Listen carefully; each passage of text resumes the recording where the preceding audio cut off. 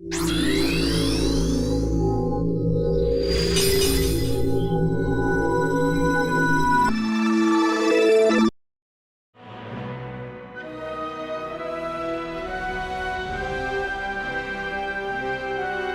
begun. Young trainers, I was once like you. You've come to this land seeking badges. But whether you go left or right, you'll find that you've been following in my footsteps all along. So come, all you trainers. Come with all your fairies and megas. In the end, none can escape the one true Gen. Greetings, young trainer. Your journey has just begun. As has this premium tier list of Pokemon Crystal Legacy. Thanks for joining. Now, although the Dunsparce isn't in this game, this tier list will be broken into 3 segments. We're going to do a mini review of Pokemon Crystal Legacy, then we'll talk about the criteria for our tier list, and then we'll do the tier list itself. You will see all of the timestamps to the left of me, all for your convenience.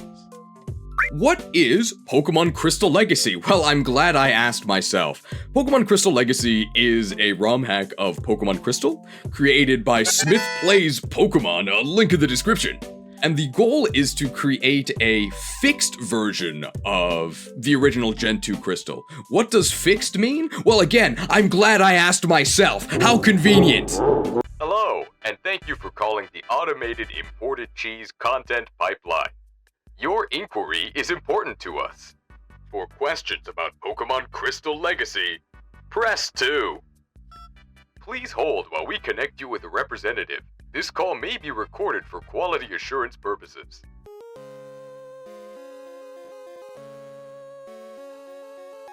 Thank you for your patience. Pokemon Crystal Legacy is a perfect ROM hack of Pokemon Crystal that fixes all of the Gen 2 issues. Allegedly.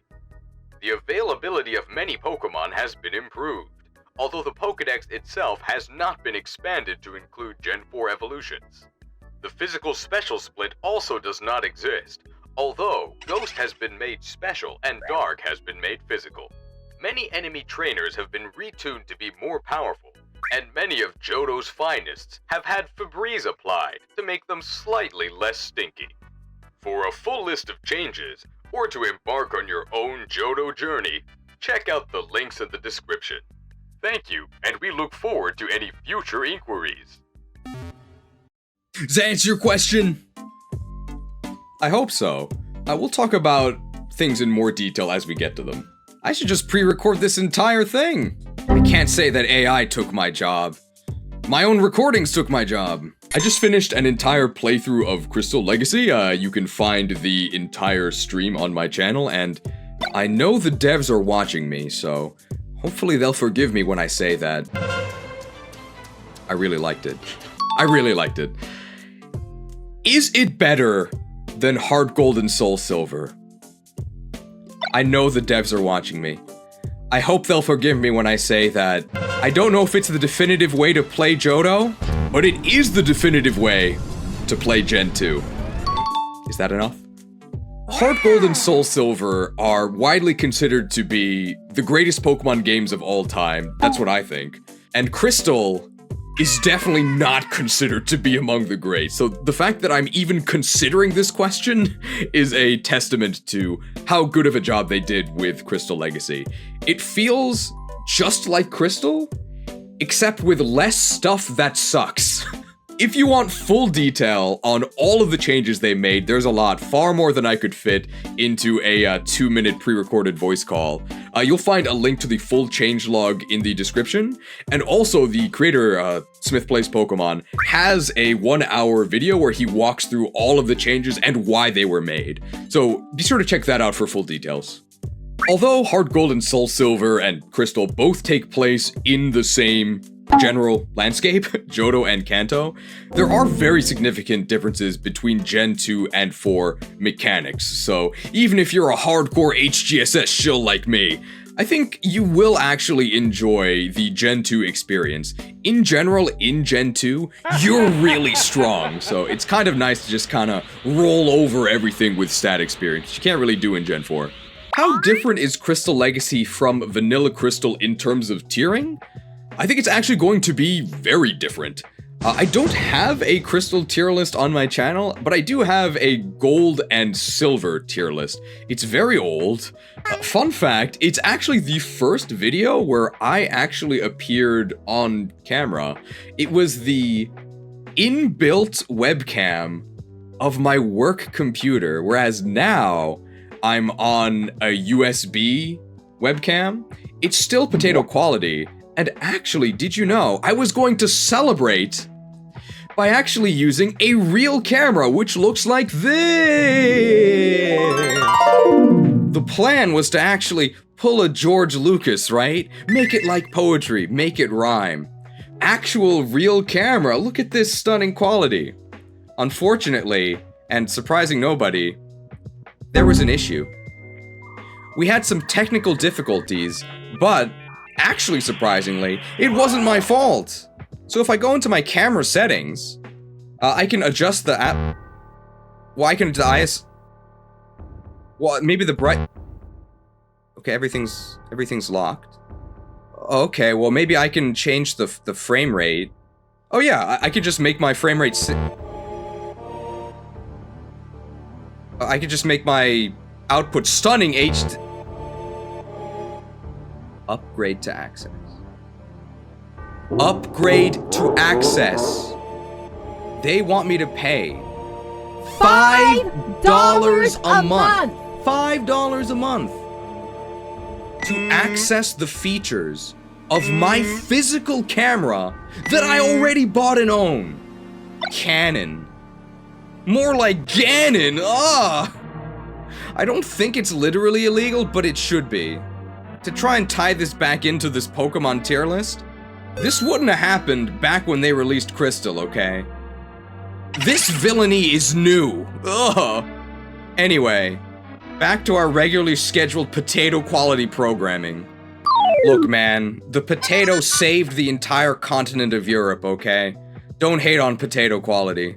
YouTube is a rustic industry, okay? The scuff is part of the charm. Bad move, by the way.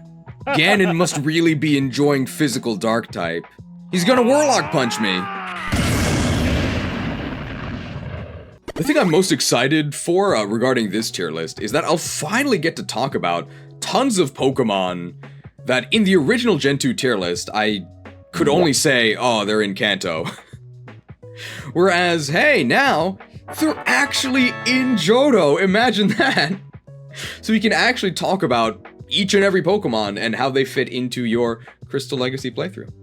Regarding the stat buffs that have been given to many Pokemon, we're going to talk about them as we talk about each individual Pokemon, but for the most part, these stat buffs are completely irrelevant.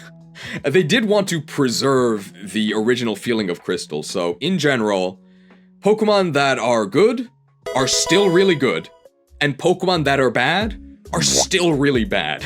However, when it comes to the worst of the worst, those that have been fermenting in the dumpster for decades, they did spritz on a little Febreze. So they're still pretty rancid, pretty rank. You don't want to get too close. But if they're like in the 6th slot of the party and maybe you like plug your nose a little bit, yeah, they're not that bad. I don't think the stat buffs are actually for the player, because you, the player, are almost certainly not going to use the majority of Johto garbage. However, NPCs don't have a sense of smell. Doesn't matter how severe the olfactory assault, they're gonna use terrible Pokemon, and when those Pokemon are 5 or 10 points less terrible, maybe they hang on with a sliver of health, and they hit you back. And they have maybe 5 or 10 more attacks, they do a little bit more damage. So collectively, overall, The buffs to bad Pokemon will affect the game, even if you yourself never use those bad Pokemon. And Bug and Fighting, which were absolute trash can types in vanilla, are both much better. I'd say Fighting is actually good, and well, Bug is much better. I'll leave it there. So what are the tiers and my criteria for ranking? This is an in-game tier list, so competitive performance is not considered at all. All I'm considering is how these Pokemon help you get from the start of the game, so when you leave your house, to the end of the game. Normally that means the Elite Four, but in this case it actually means red, so I actually am considering the journey through Kanto. The things I value in a Pokemon are 1. Availability, something you've probably heard if you've seen a Fire Emblem tier list. How much of the game is the Pokemon actually in? Pokemon that are available earlier are going to get more credit because they're actually in the game. Easy example of that would be a Pokemon like Ho-Oh, right? Ho-Oh is extremely powerful, obviously. However, it's pretty much only available near the very end of the game. So although it is very powerful, I can't really say it's one of the best Pokemon in the game because it's not really in the game. One of the major changes that Crystal Legacy did make was fiddling with the availability. So based purely on availability, this list would look extremely different from Vanilla Crystal, not to mention all of the other changes that they made. There's actually already an official tier list made by the creator of the Romhack, you'll find it in the description. And we have a major difference in philosophy. So they very strongly value defensive utility and setup team support, and I don't. For me, what makes a Pokemon good is if they go first, and then they knock out the opponent. And they do that over and over and over and over until you reach the credits. And for me, that's what makes a Pokemon actually good. I don't care if a Pokemon can win eventually in 20 turns after setting up. I might care if it wasn't possible to one-hit KO everything. But it is. So just attack them. Now, I want to be firm and explicit. Hopefully YouTube doesn't demonetize me again. Part of the reason why I penalize slow Pokemon so severely, it's not just because they have to take damage. Often dying isn't actually a concern. It's everything else that's a problem. If an enemy gets to act, that means that they can status you, they can buff their stats, they could lower your stats, which can lead to all sorts of issues. All they have to do is use the ninja technique of double team once, and then things can go horribly awry. Whereas if you just move first and kill them, you never have to consider that. This game does have a hard mode, and I actually am going to be considering the hard mode. So if you choose the hard mode at startup, you have the following restrictions. You're forced to be on set mode, that means you don't get a free chance to switch after knocking out an opponent. You cannot use items in battle, that means active items like potions, you can still use held items. And most importantly, and something that you can't actually enforce on a vanilla playthrough, is you get level caps. So your level is capped to the level of the ace of the next major trainer. So this is normally gym leaders, and then it's going to be the Elite Four. And eventually Red, which finally releases your level cap once you defeat him. Now you would think that having a level cap and no free switches would mean, well now it's time for defensive utility to shine, right? You can set up Reflect, you can have defensive pivots. Remember, this is Gen 2. You still have stat XP, which is as if you could have maximum EVs in all of your stats. So you're really, really strong. And what do you do when you're really, really strong? You kill the opponent. Stop wasting your time with defense. So what are the actual tiers? At the top we have the S tier. These Pokemon are the best of the best. I would say cream of the crap, because we are in Johto, but there actually are several very good Pokemon. So S tier Pokemon are extremely strong. They hard carry your team. The only reason not to use them is if you don't like the Pokemon. A tier Pokemon are very, very solid. I am still strongly recommending them, but they probably have some sort of flaw. It might be availability, maybe they need a ton of experience or something that keeps them from being an auto-include, but they're still strongly recommended. Okay. B tier Pokemon are fine. They're okay. there's probably some sort of the stage where they're useful and maybe they fall off. I think you can use these Pokemon without inviting mean comments from other internet smart Alex. Now if you go under the B, you get SEA C tier. This is our holding tank for the hordes of water types, where the main thing I can say about them is that they're a water type, and that's pretty good. Gen 2 is actually the peak of the C tier, because this is back when we had single-use TMs, but you get Surf early, Gym 4, and Surf is really good. Pretty much every water type can learn Surf, so even if a water type is just total trash can in terms of stats, you can probably learn Surf, so you can probably do something.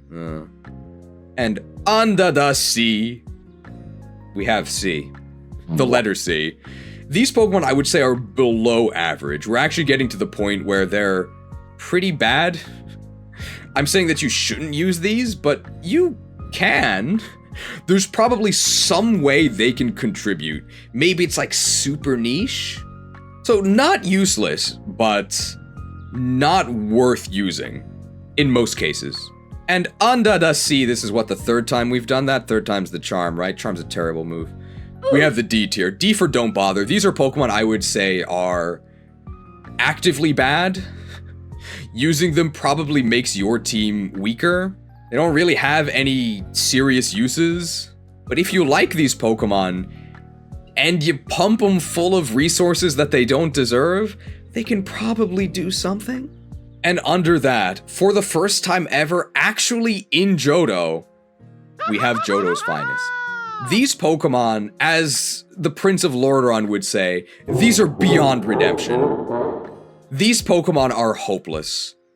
The only reason to use them is because they are bad, which makes it funny. That's about it. In terms of an actual serious playthrough, absolutely not. Alright, I think we can finally start ranking. We can rank Chicory. It hasn't even been 4 hours. Guys, I value the speed stat. I value the speed stat. I think we might even be done by 5:40. 5:40 AM or PM? We have to be done by 5:40 PM. We have to be done by 5:40 PM. I can't tell you why, but we have to be done by 5:40, guys. So before we start, maybe I should have asked this earlier. Be sure to equip a hammer if you can use axes. And smash that like button. To help increase the reach of the stream now that we're actually ranking things, right? We also have to thank, we are going to talk about the evolutions, but we got to talk about the most viable one first. Greetings, future intern. I'm Labman, head scientist here at the YTC Institute, and I'd like to offer you an exciting opportunity to evolve into one of the mighty Patreons you see on screen right now. Here at the YTC Institute, interns and Patreons alike conduct a wide array of essential research. We have a diverse, multinational workforce where everyone is welcome just as they are. You'll find many friends and opportunities. So if you'd like to join the winning team, consider evolving into a mighty Patreon with the link in the description. Thank you, and we look forward to working with you. Wow, such hard workers. So dedicated. Welcome to the wonderful world of Johto.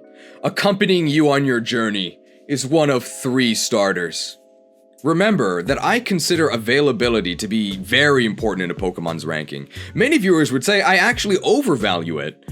For that reason, almost every starter is automatically in S for me, even though the starters themselves tend to have kind of mediocre stats. For a starter to not be an S, it's gotta be real bad.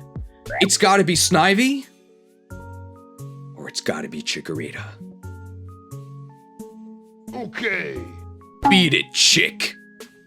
Not exactly a hot take to say that Chikorita sucks. Wouldn't want to hurt it too much. It is weak to fire. It's also weak to poison. It's also weak to flying. It's weak to everything, because grass sucks. Chikorita's biggest issue, it's one it shares with all the grass starters. Can you guess what that issue is? It's that it's a grass type. The grass type is just atrocious. It's especially bad in Johto, where it gets clobbered by almost all the gyms. Chikorita's biggest issue is that it doesn't do anything. And let's analyze how. So it doesn't do any damage, because it's a grass type. So everything just takes half damage from it. Because it doesn't do any damage, that means the enemy survives, that means the enemy attacks it. Now we get to the second issue with Chikorita. It dies to everything. Because it's a grass type, it takes double damage from everything, and because it's dead, it doesn't do any damage. Ah!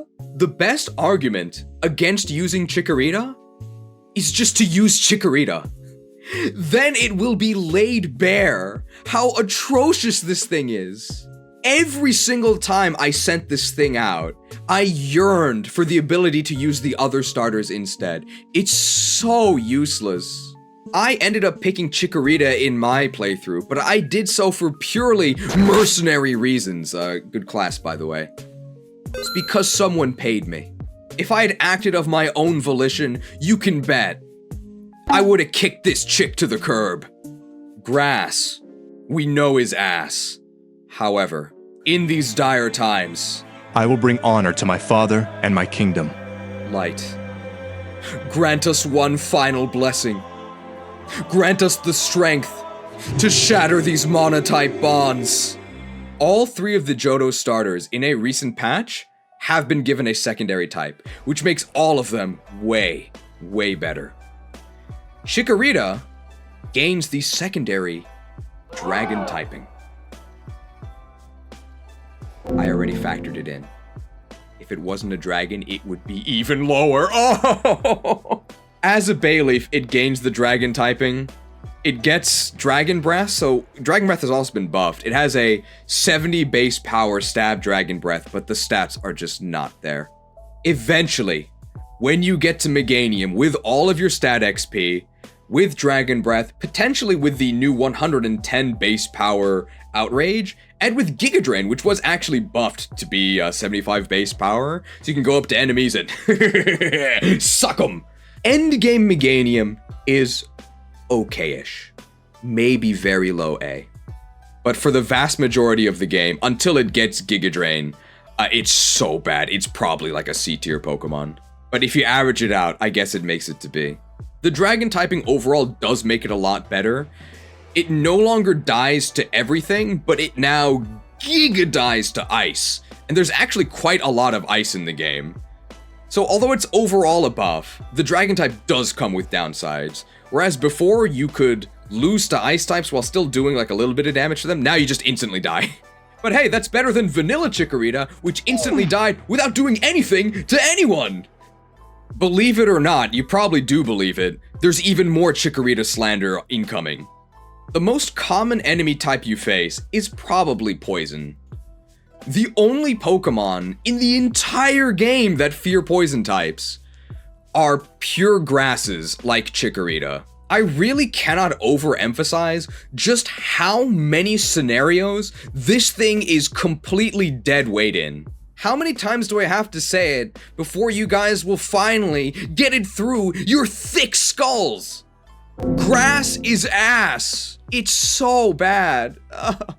Cyndaquil, previously just the Charizard at home, had literally the exact same stats as the Charizard line, but without the secondary typing, which overall made it worse.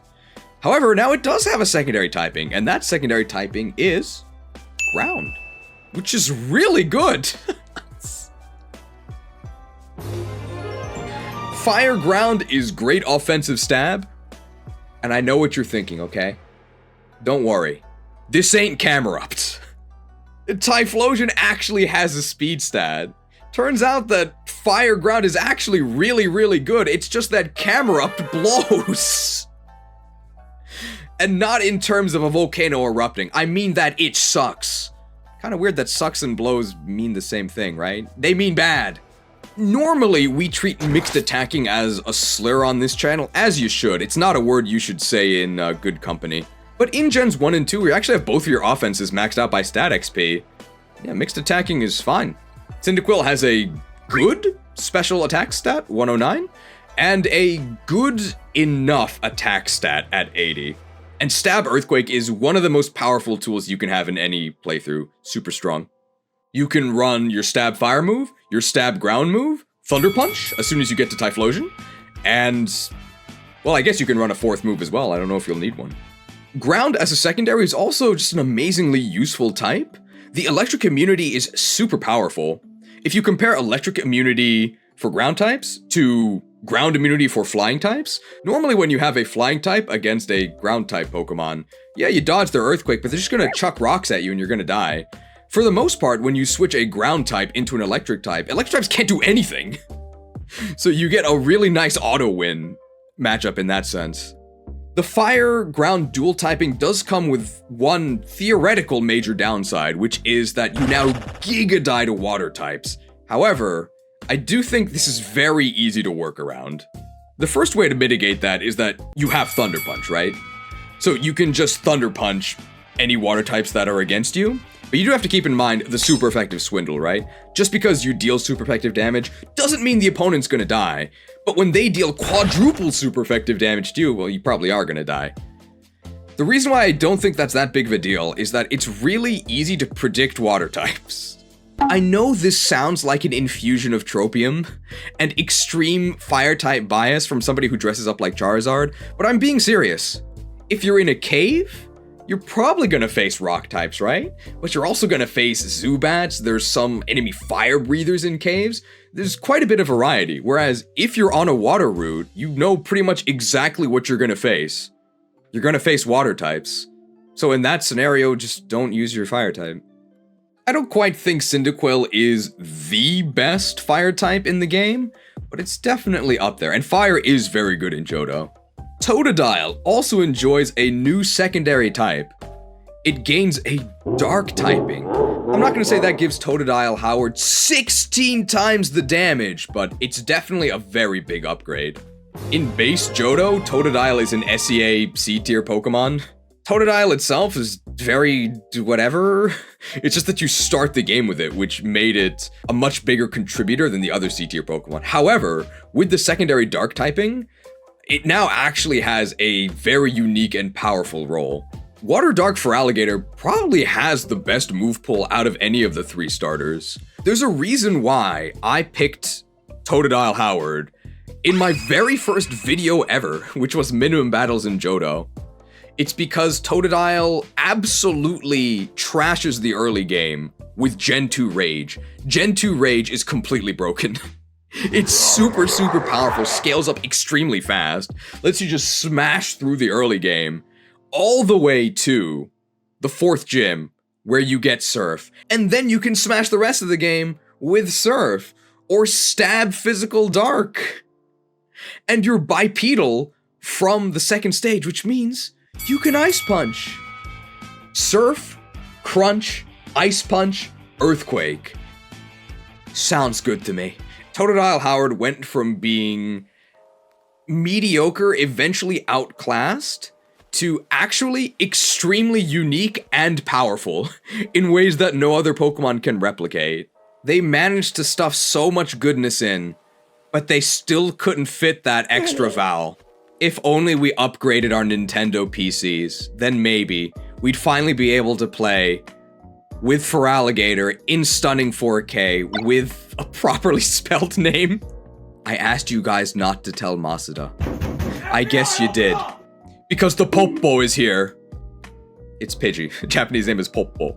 One of the worst Route 1 birds? They didn't buff its stats at all. They sort of buffed its move pool. It gets the new Sky Attack. The new Sky Attack is Flying type Hydro Pump, no longer has a charge turn. It's 120 base power and 85 accuracy. Actually a really good move. Unfortunately, it's still attached to Pidgey. Pidgey has horrendous stats throughout, and its evolutions are really late. Why is Pidgey at level 36? Why? 36 levels for this. It's better than vanilla Pidgey, but that's really not saying much. We can at least say it's not the worst early root bird of all time. Cause that would be Hoot Hoot. You'll never guess what stat the Hoot Hoot line specializes in that makes it especially worthless. Your magic shall not save you. Great resistance stat. Well, allow me to resist the urge to use this thing. Terrible. Nicest thing I can say is that it's a level 20 Evo to Noctowl and it gets Hypnosis. That's about it. Do you know that owls are a symbol of wisdom? Using this thing is about as wise as buying Wise brand chips. Ugh. Now don't call me biased against normal flying types. Well, actually, some people might call me biased. In favor of them. It's Spearow. What if Pidgey and Hoothoot had their mediocre stats actually shifted towards offenses? Well, then you would get Spearow. Available right at the beginning of the game? Destroys Bugsy, destroys Sprout Tower, eventually falls off pretty hard, but it's always acceptable.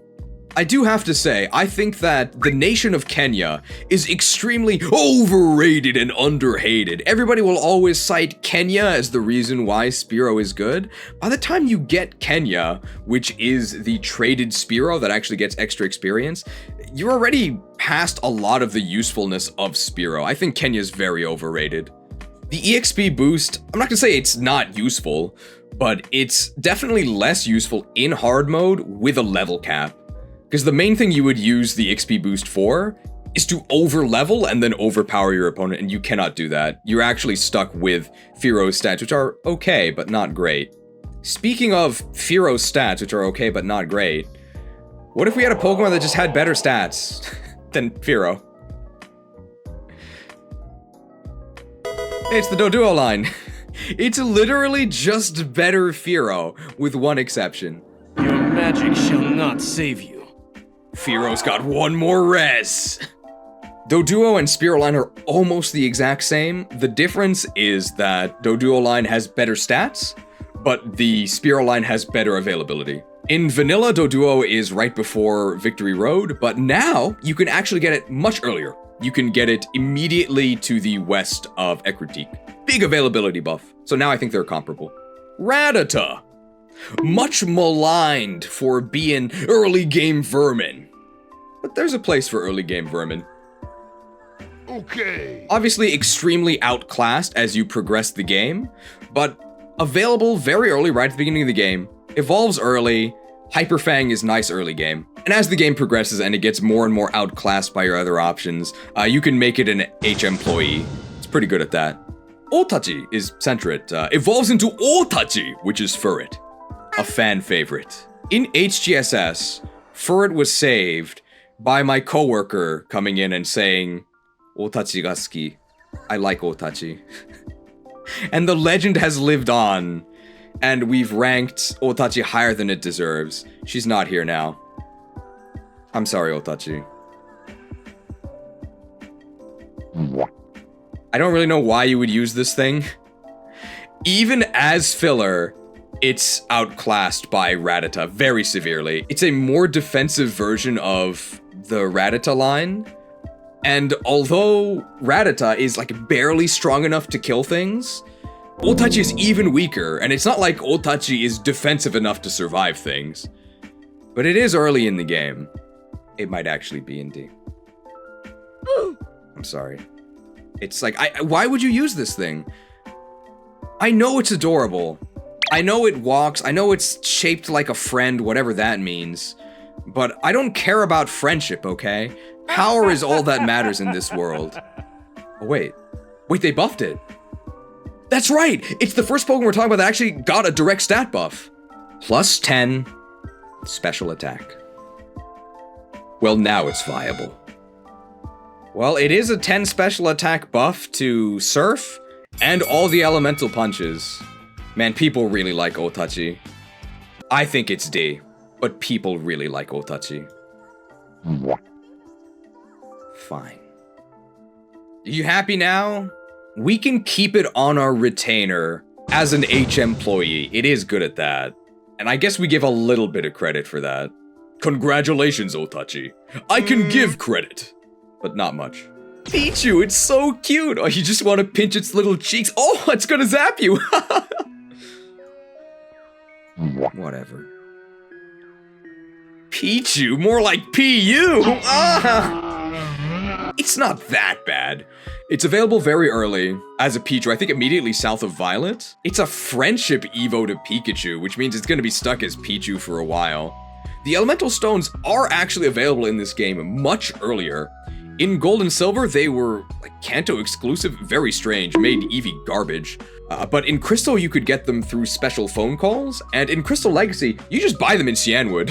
So you can evolve up to Pikachu, I don't know, maybe by the 3rd gym, and then you can get to Raichu by Cianwood, but like, why are you using this thing? It's so outclassed by other electrics. But electric as a type itself is pretty good. You can Thunder Wave stuff, I guess. There's important data we overlooked. Pikachu specifically did get buffed. It went from 30 defense to 40, and it went from 40 special defense to 50. Well, now it's viable. Raichu apparently learned Surf. I don't think that can save it. And the Pikachu line is one that you actually might consider not evolving all the way because of Light Ball. So Light Ball is Pikachu exclusive, and it doubles your offenses, which is actually quite powerful with stat XP, right? It doubles the entire stat, not just your base. To get a Light Ball, you can either steal it from Wild Pikachu, or you can steal it from Red's Pikachu, which is at the very end of the game, so that's not really viable for in-game. Does Light Ball make Pikachu an offensive threat? I'll put it this way. I didn't even notice that Red's Pikachu had one. Caterpie. Bug types in early gen are meant to be early game carries. They evolve early, get a big power spike, and then they fall off. Well, that's what Caterpie does. Okay. Level 10 to reach its final evolution, Butterfree. At that point in the game, it's very powerful. It's one of your earliest psychic move users. You get Confusion. Even though it's not Stab and it's coming off of a pretty mediocre special attack stat, it is going to be doing double damage to a ton of opponents, and you get a ton of powder utility on top of that. It's actually very, very useful early, and then you can just drop it later. Caterpie even has Bug Stab now. It gets Leech Life at level 12. It's 40 base power, so it can take its hidden proboscis and jab unsuspecting enemies. Come here! Sucked. Speaking of sucking, Weedle line.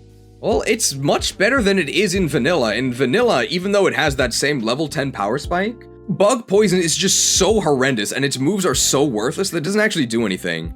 Now it does actually get the buffed Twin Needle, which is 2 hits of 40 for a max power of 80. You're not going to be using Weedle Twin Needle, you're going to be using Spear Twin Needle. Spear is Beedrill's Japanese name. I mean, it's probably better than Otachi, but extremely limited utility. This is actually probably more generous than I should be. If this thing was any later than the very beginning of the game, it would probably be Johto's finest. Enemy's not gonna need axes to beat your spear. Ugh. Ledyba, the 5-star Pokemon. 5 out of 100, maybe. What do you want me to say? It's a Ledyba. You already know why this thing is bad. Your magic shall not save you. Way too much special defense. Way too little of everything else. Oh, wait, they buffed it though. You're right! They actually did buff Ledyba. Literally Ledybuffed. Plus 20 HP. Well, now it's viable. If you're not convinced by my arguments, in the official Crystal Legacy explainer video, they replaced Bugsy's cocoons with Ledian. So they were able to add Ledian to a team, and their goal was to keep the power level low. So Ledian is considered equivalent to a cocoon Pokemon. Except it never actually gets better. Horrible. Time to say hola to Adios. Ariados is infamous on this channel. It is the poster child of having horrible typing, horrible stats, horrible moves. Just awful. And Ariados is actually one of the most buffed Pokemon in the game. I would say that in Crystal Legacy, Ariados has horrible typing, mediocre stats, mediocre move. Just bad? It's not quite as fun to say. When I say that Ariados got buffed, I mean it. Plus 10 special attack doesn't really do anything. It actually gets Psychic and Giga Drain through level up, but it's still far too weak to do anything with those. Plus 10 special defense. This is actually a real buff that they gave to Ariados in later gens. So this is a canon buff, and we know that canon is a great company. Ugh! And the huge buff, the one that actually matters. They literally doubled its speed. It used to be 40 base speed, which was abominable. And it's now 80, which with stat XP is actually very fast. These stats are actually kind of reasonable. Unfortunately, Ariados is a Pokemon whose issues are so deeply ingrained, mediocre move by the way, you pretty much cannot fix it without creating just a completely different Pokemon. Its typing is atrocious. Both of its offensive types are some of the worst in the entire game. Its moves have been made a lot better with the bug buffs, but bug still does half damage to pretty much everything. And its stats have been made a lot better, but those stats are attached to terrible typing and overall bad moves. It's no longer one of the worst Pokemon in the game, it's just really bad. Which for Ariados, that's a pretty big buff. I think something that would really help Ariados, without making it broken or even good, is an earlier Evo. They actually did do that. They reduced its Evo level by 1. So I think it's a level 22 Evo? So you get it after the second gym, which is when you can go to National Park and get the bugs that are actually good. I think they could have made Spinarak, maybe not level 10, but level 15 Evo? That would probably give it a real use, along with the other bugs of just being an early game power spike. But its current Evo level is just too late. We do consider utility, right? A little bit. One of the changes they made in this hack, which is a little bit controversial, is that the ace of each gym leader actually remains at 1 HP. They're always hanging on by a thread until you specifically bring out Ariados and execute them in stunning 4K while saying adios. So in that sense, Ariados is actually essential for every single battle. That probably actually makes it the best Pokemon in the game. Bien hecho. Adios. Geodude. We can sum this up in one phrase, right? You caught a Geodude, right? Extremely powerful. One of the best Pokemon in the game. This is Geodude's best ever showing, Gen 2. You get Geodude right at the beginning of the game. It literally crushes the entire first half of the game. Just throw rocks at them. What are they gonna do? Rock Ground matches up extremely well, not just against the gym leaders, but also against a ton of the trash trainers you have to fight along the way. All of their random normal garbage, they can't even touch you. What are they gonna do? Break yourselves upon my body! Break yourself upon my body!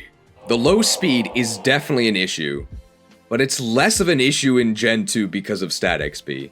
You still will go second sometimes, but you're definitely not gonna die. Absolutely trounces the first half of the game. It's significantly worse against Morty than it was in Vanilla, because in Vanilla, goes to his physical and now it's special, so you actually take huge damage. My body! But it's not like it can't be used against Morty. And although it's not an auto win for the second half of Johto, it's still really good for pretty much the entire game. An auto include on most teams, I would say. And while we're talking about the dude, we should probably talk about the dude adjacents. The more obvious one is Rhyhorn. Rhyhorn you can now get in Mount Mortar. So as soon as you get to Ekritique, which you'll probably notice is immediately after the part where it auto-wins. So you get Rhyhorn right as things start actually being able to challenge you. You're about to go on some water routes where Rhyhorn is not really that great. Trade Evos have been removed, so Geodude can evolve all the way up to Golem. I think Golem is level 38, so slightly before a Rhyhorn would reach Rhydon. The issue for Rhyhorn is that you'd expect Rhyhorn to be like Graveler, but it's more like Geodude in terms of stats. So Rhyhorn is actually going to lag behind Graveler, but Rhydon is very slightly better than Golem. Overall, I think the dude is way better considering availability, but it's not like Rhyhorn is bad. It's actually very good. Top of A? Chikorita is not S tier, you riot? Who do you think you are? The creator of the Romhack? Thanks for letting us actually react to your tier list. We did that at the beginning. We have some differing philosophies in terms of tiering, mostly because I don't consider setup or defense to be worth anything. No one is safe from the ghouls? Okay. All they wanted to do was create a Romhack that people could enjoy. Did they really deserve this? You have failed me, intern. It is you who should suffer.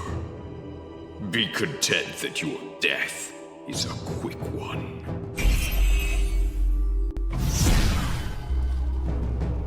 I cast Dismember. Cost 0 if an intern deceived you this stream. Strip target intern of their channel membership. Then they die. Horribly. Let this one's gruesome fate serve as a warning to the rest of you. Is defensive utility worthwhile? Then where is it now?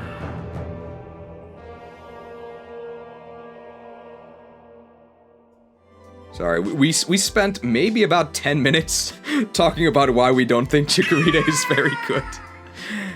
The root of the issue, phrased very specifically, is because it's a grass type.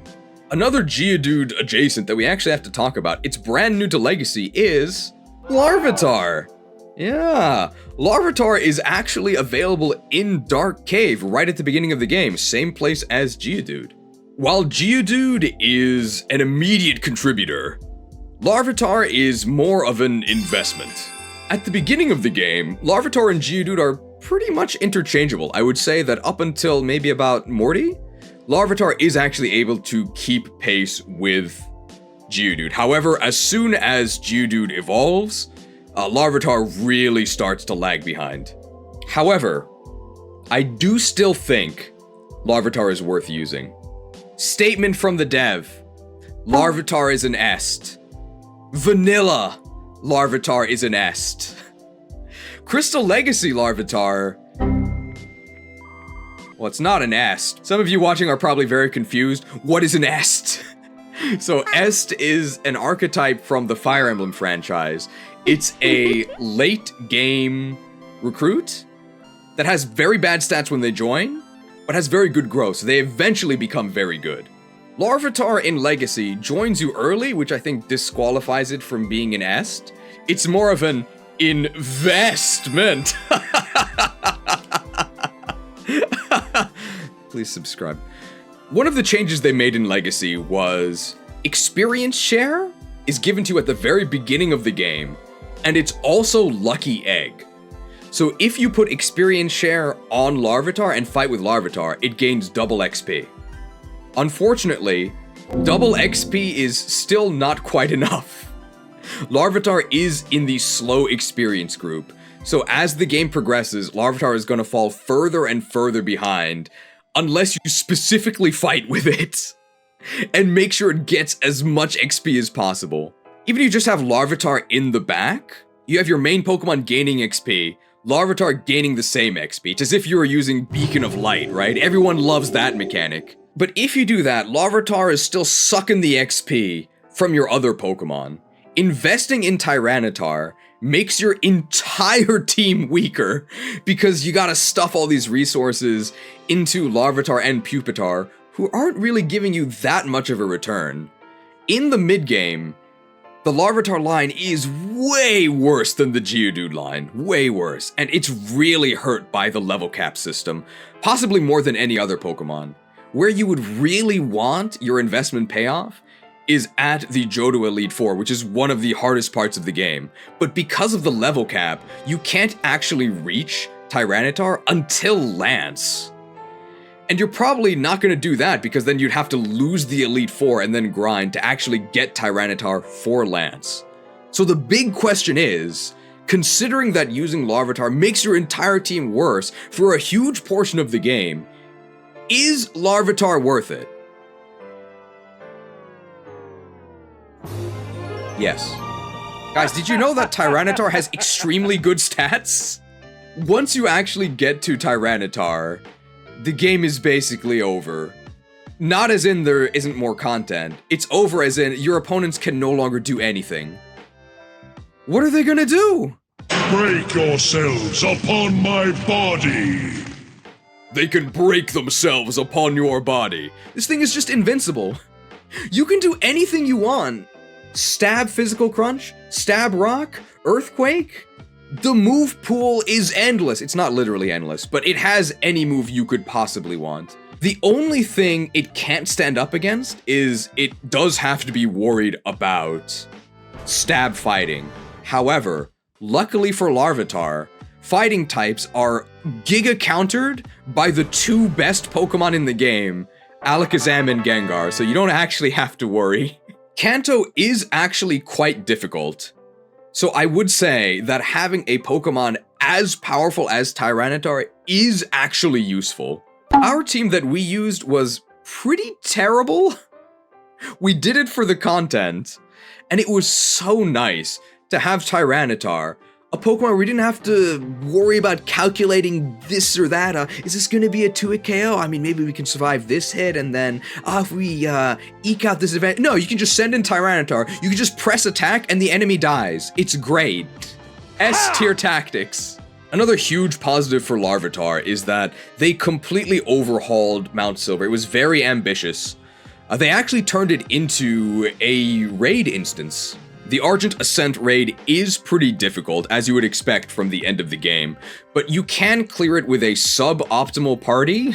Here's the party we used. Tyranitar was one of our tanks. It was also the top of the DPS, which is very worrying. A lot of our party members were playing less than optimally. This guy never said anything. I think he was literally a bot. And our healer was complete trash.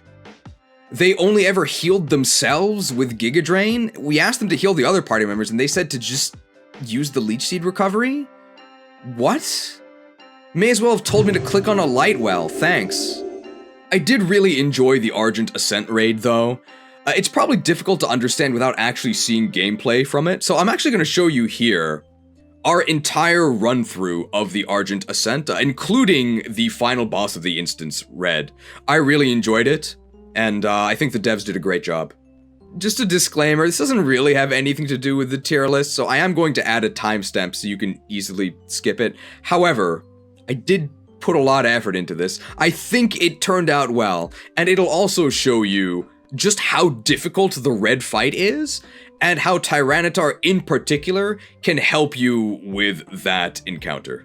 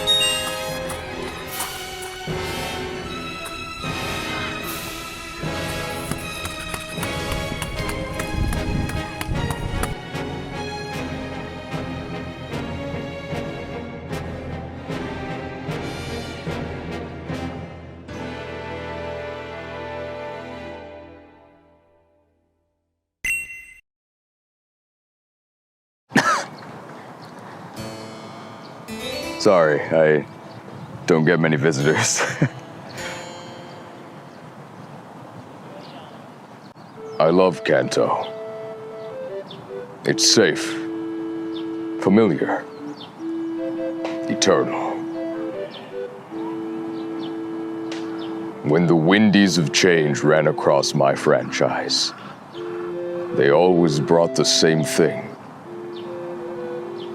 Steps in the right direction. But when the windies ran across other franchises, they brought something else. Progress. High-quality animations. I coveted that windy, I suppose. Hey, you're not in a rush, are you? You just climbed a mountain. You must be tired. Hey, come with me.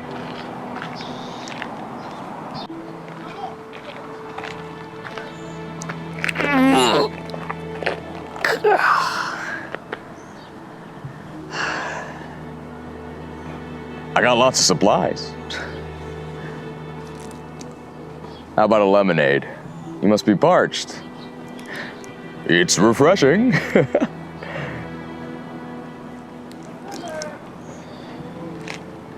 Perhaps I could interest you in a jelly donut?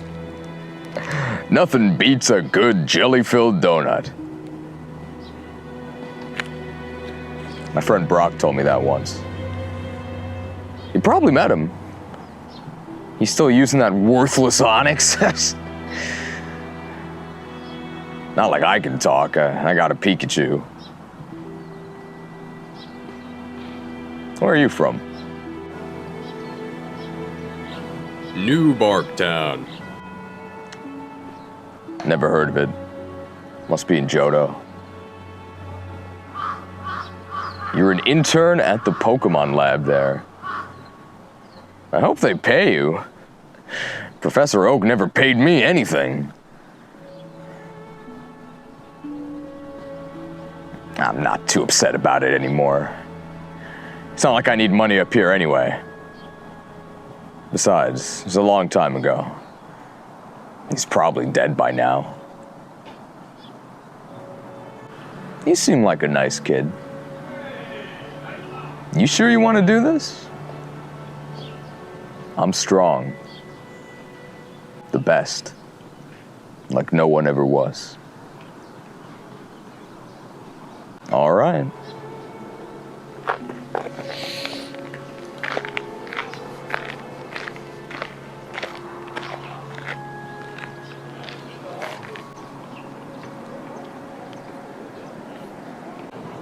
Hey, kid. You should call your mom.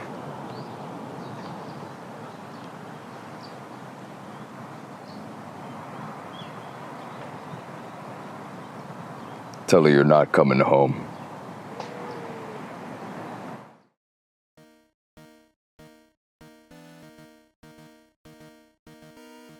I should call my mom.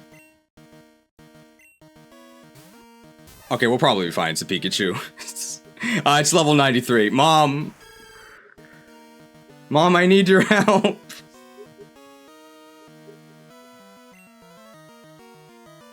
Probably has a light bulb too, right? Iron Tail! Oh, we're fine. Pikachu! Wow, it actually survived. I think we're actually fine. I was worried for nothing. Iron Tail! This your partner, Pikachu? Come here, Pikachu! Sucked. Unfortunately, Pikachu has almost no HP, so we don't really heal from this. Thanks a lot, Pikachu.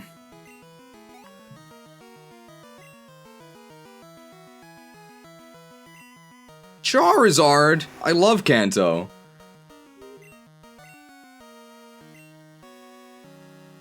Quilladin or Goji?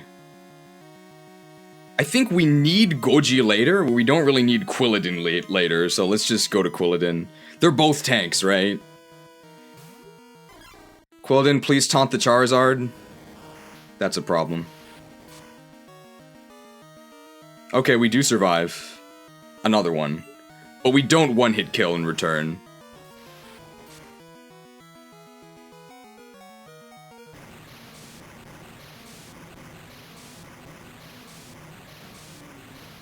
I think we'll be okay. So we could have won if we didn't have to switch it. He actually might get confused here.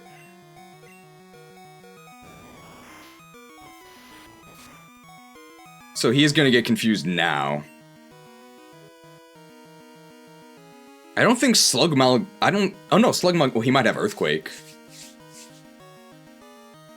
Let's go to ChatGPT. Because I don't think he can really hurt us. And we can do something to almost everyone.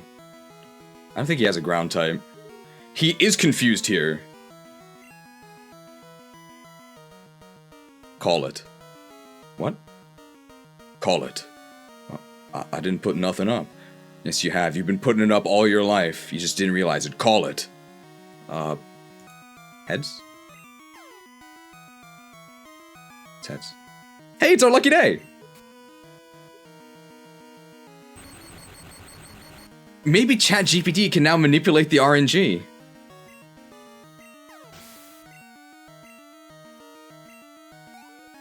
Pretty lucky.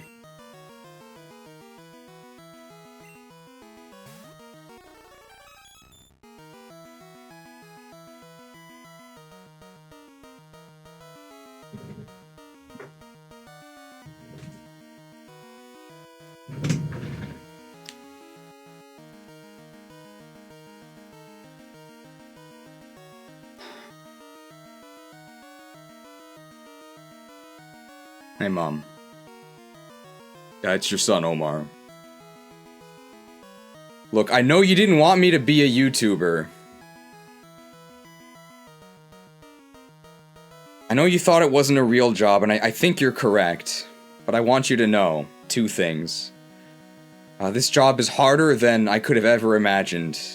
And 2, I love you. I just wanted to say that one last time.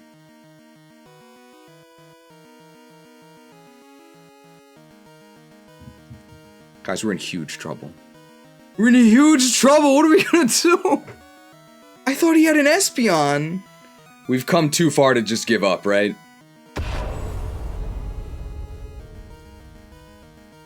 I think it has submission, right? So it's gonna submit us here. But it's gonna be a mere scrape. Submitted. Submitted.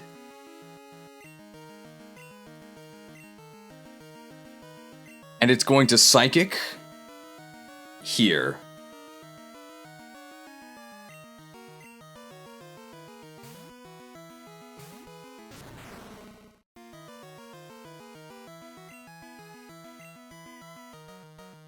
Can we survive submission?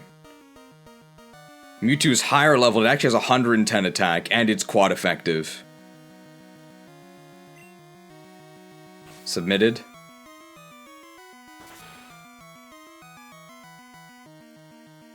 Submit!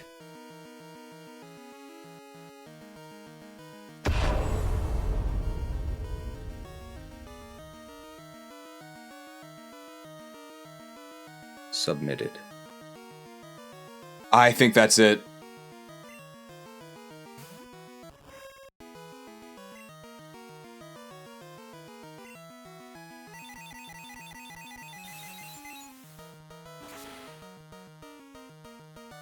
Adios. Destroyed. And another $2 microtransaction from AeroGod223. 2 for the wipe, try Zapcan and Porygon 2. Good strategy, let's do that. Zapcan and TM we didn't sell, right? If we have it, then we just get lucky and we destroy him. We're gonna get him. We'll get him this time.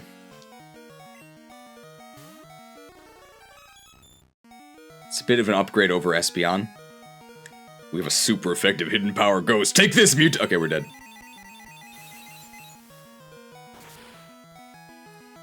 Tank noob! Tank noob!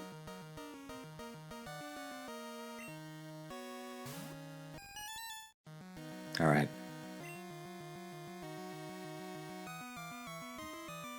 Call it. What? Call it. I didn't put nothing up. Yes, you have. You've been betting it your whole life, you just didn't realize it. Call it. Heads? I think we can tilt the scales in our favor a bit. I will bring honor to my father and my kingdom. Light. Guide my path. Submit!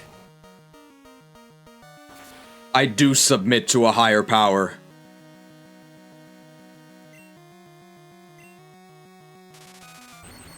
Zapped. Zapped!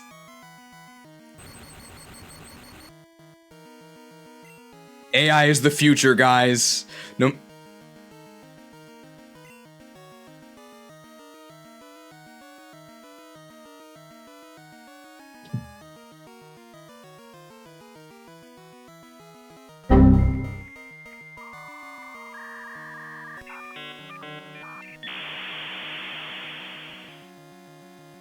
It's a disaster.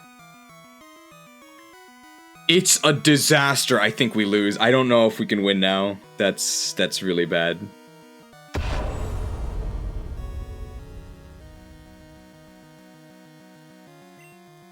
Did they buff the accuracy of submission?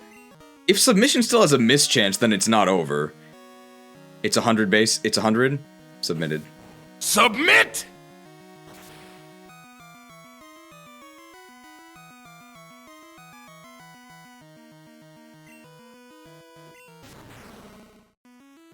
Submitted.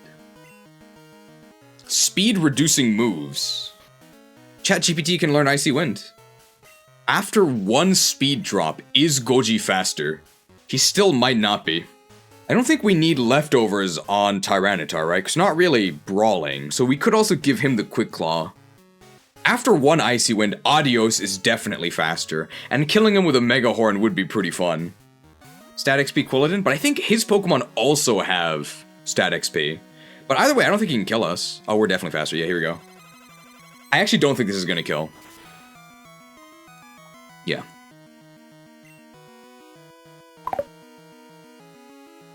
What? I thought that Giga Drain had perfect accuracy.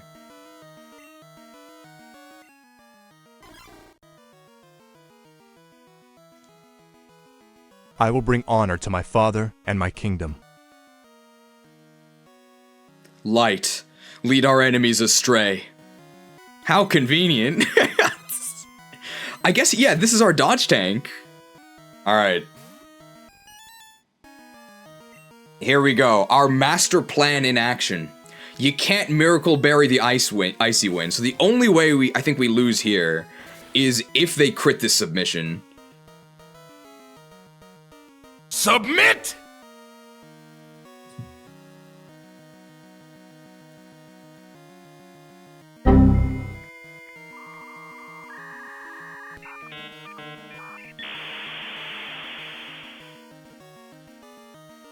Submitted.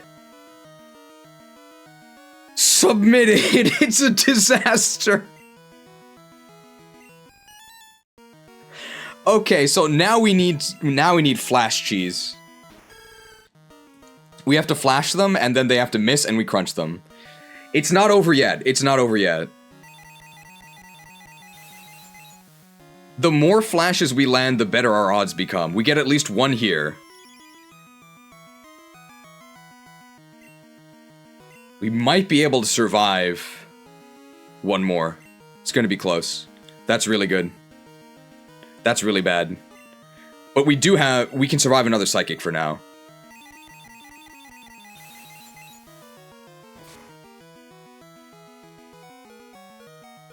My Spickled F!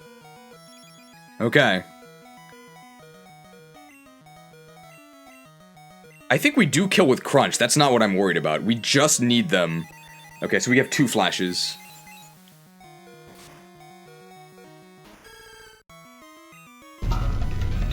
This is it, Luigi.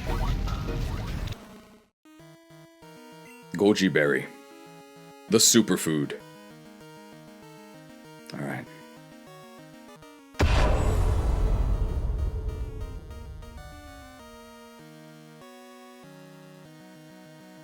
If he misses, we win. Oh, we're faster. Quick Claw, baby! I'm the greatest trainer in Johto and now in Kanto too.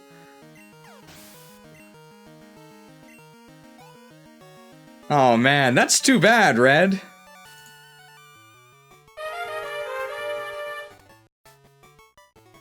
Cruel odds. For you, pal.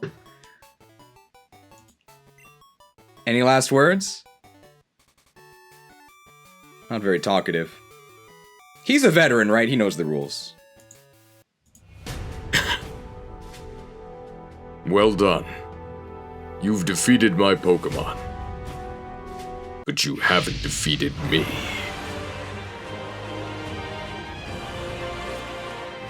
I'm just kidding. I know the rules. You die in the game, you die in real life.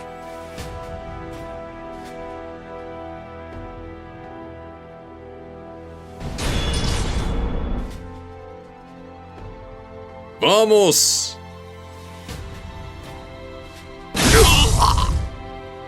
Bien hecho, becario.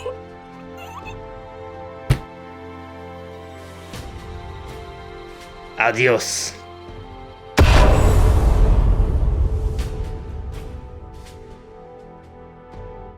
Incredible graphics for the Game Boy Color. I am surprised the devs were able to get that level of visual fidelity out of Game Boy Color hardware.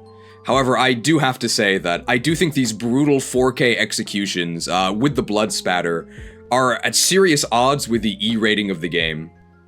And I'm not sure why, if they wanted to keep the feeling of Vanilla Crystal, they added such brutal cutscenes.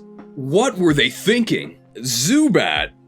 Pretty much every tier list where Zubat is featured, which is most of them, this thing is everywhere. I gotta reiterate, I think this thing is extremely overrated and underhated. Crobat actually has a really high base stat total. In particular, its speed. It's extremely fast, so it goes first. And then what? I'm sorry, I'm not sold on the Zubat line, and I never have been. It never has the moves to actually do anything. And this is discounting the fact that Zubat is atrocious. Zubat is so bad. Golbat is not much better, but you don't have to spend that much time as Golbat. You can get to Crobat as a Friendship Evo pretty quickly. The issue is that Crobat itself is not good. Poison is a worthless offensive type. And I think you're using Wing Attack and Fly. Confirmed that it does not get the newly buffed Sky Attack, which would have been a huge upgrade. I'll agree with the creator here. Only great for Nuzlocks. If you're doing a Nuzlocke, considering that Zubat is, let's just say, easy to encounter, and that it actually does have very, very reasonable defenses, it's a lot bulkier than you would think. That makes Crobat actually really valuable. But for my tier list, where I value both going first and actually killing the opponent, Crobat just doesn't cut it for me. Oh, I shouldn't have said that. Oh no! Demonetization incoming. Clefairy! So cute. Clefairy is okay.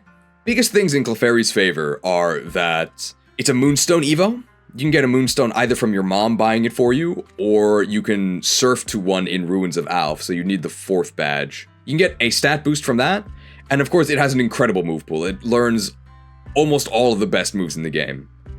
How much is that worth? In Gen 1, when you could do that by Mount Moon, so with 1 badge, it was really good. Like, near on par with the Nido Kingdom. In Gen 2, it's significantly later, and you have other stronger options. So I'm not exactly sold. Okay. I don't think it's bad. I actually think it's quite good. It's just outclassed by a lot of things. Now, I'm not a big normal fan in general. The Jigglypuff line. You would think that these pink normal blobs with flexible move pools would be comparable, and they are comparable. Clefairy's way better. God-awful stats. God-awful stats. Same great move pool, fewer stats per serving. I wouldn't even say this is diet. This actually has no nutritional value. Although wait. It's enriched with extra stats. Oh, plus 10 defense, plus 10 special attack, plus 5 special defense. Well, now it's viable. Maybe it's better than Hoot Hoot. $10 macro transaction from Miti Kozuki. Thank you for the We need more gold. macro transaction. Bribe to say something nice about my favorite Wigglytuff. We need all the compliments we can get, we're struggling. How nice do I have to be for $10? Although Jigglypuff is a knockoff of Clefairy in Pokemon and a knockoff of Kirby in Smash, your love for Jigglypuff? That's original. Is that nice enough? Oh, it's for Wigglytuff, okay. The person who sold those shirts that say, turning my Wigglytuff into Wiggly Buff? They probably made a lot of money. And they were only able to do that because Wigglytuff existed. Does that count as something nice about Wigglytuff? Okay, approved. I'll say this, you're gonna have to pay me a lot more than $10 to say something nice about Togepi. Absolute garbage. I'm not sure it's minus 5 stars like it is in Battle Revolution, but good lord, this thing is one bad egg. I mean, it's probably better than Ledyba. I mean, this is one of those Pokemon that's so horrendous, they had to have buffed it, right? And they did. Guys, Megas are back! Megas are back. I can't believe they added Mega Evolutions as a mechanic just to give one to Togetic. Thank you for the 55 Mega transaction from Prometheus. Say something nice about Togepi. Well, what's not nice about Togepi? With a 30 base HP buff, you've got a buffer against both physical and special attacks. And plus 10 attack, bringing that base 40 up to 50, combined with stab normal, that gives you some pretty solid baseline coverage against a vast array of foes. Remember, super effective isn't everything. Even though normal doesn't deal double damage against anything, it very rarely deals half damage, which is just as, if not more important. And don't forget, with that baseline 105 special defense, this shell is pretty tough to crack. When I say that Togepi is in Johto's finest, I don't mean it in the pejorative sense, okay? It truly is.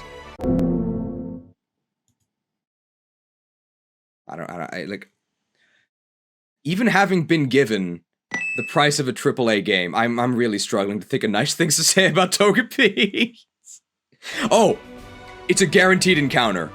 And this is my chance to say that they sped up egg hatching dramatically. So you are guaranteed a Togepi in your playthrough for no effort.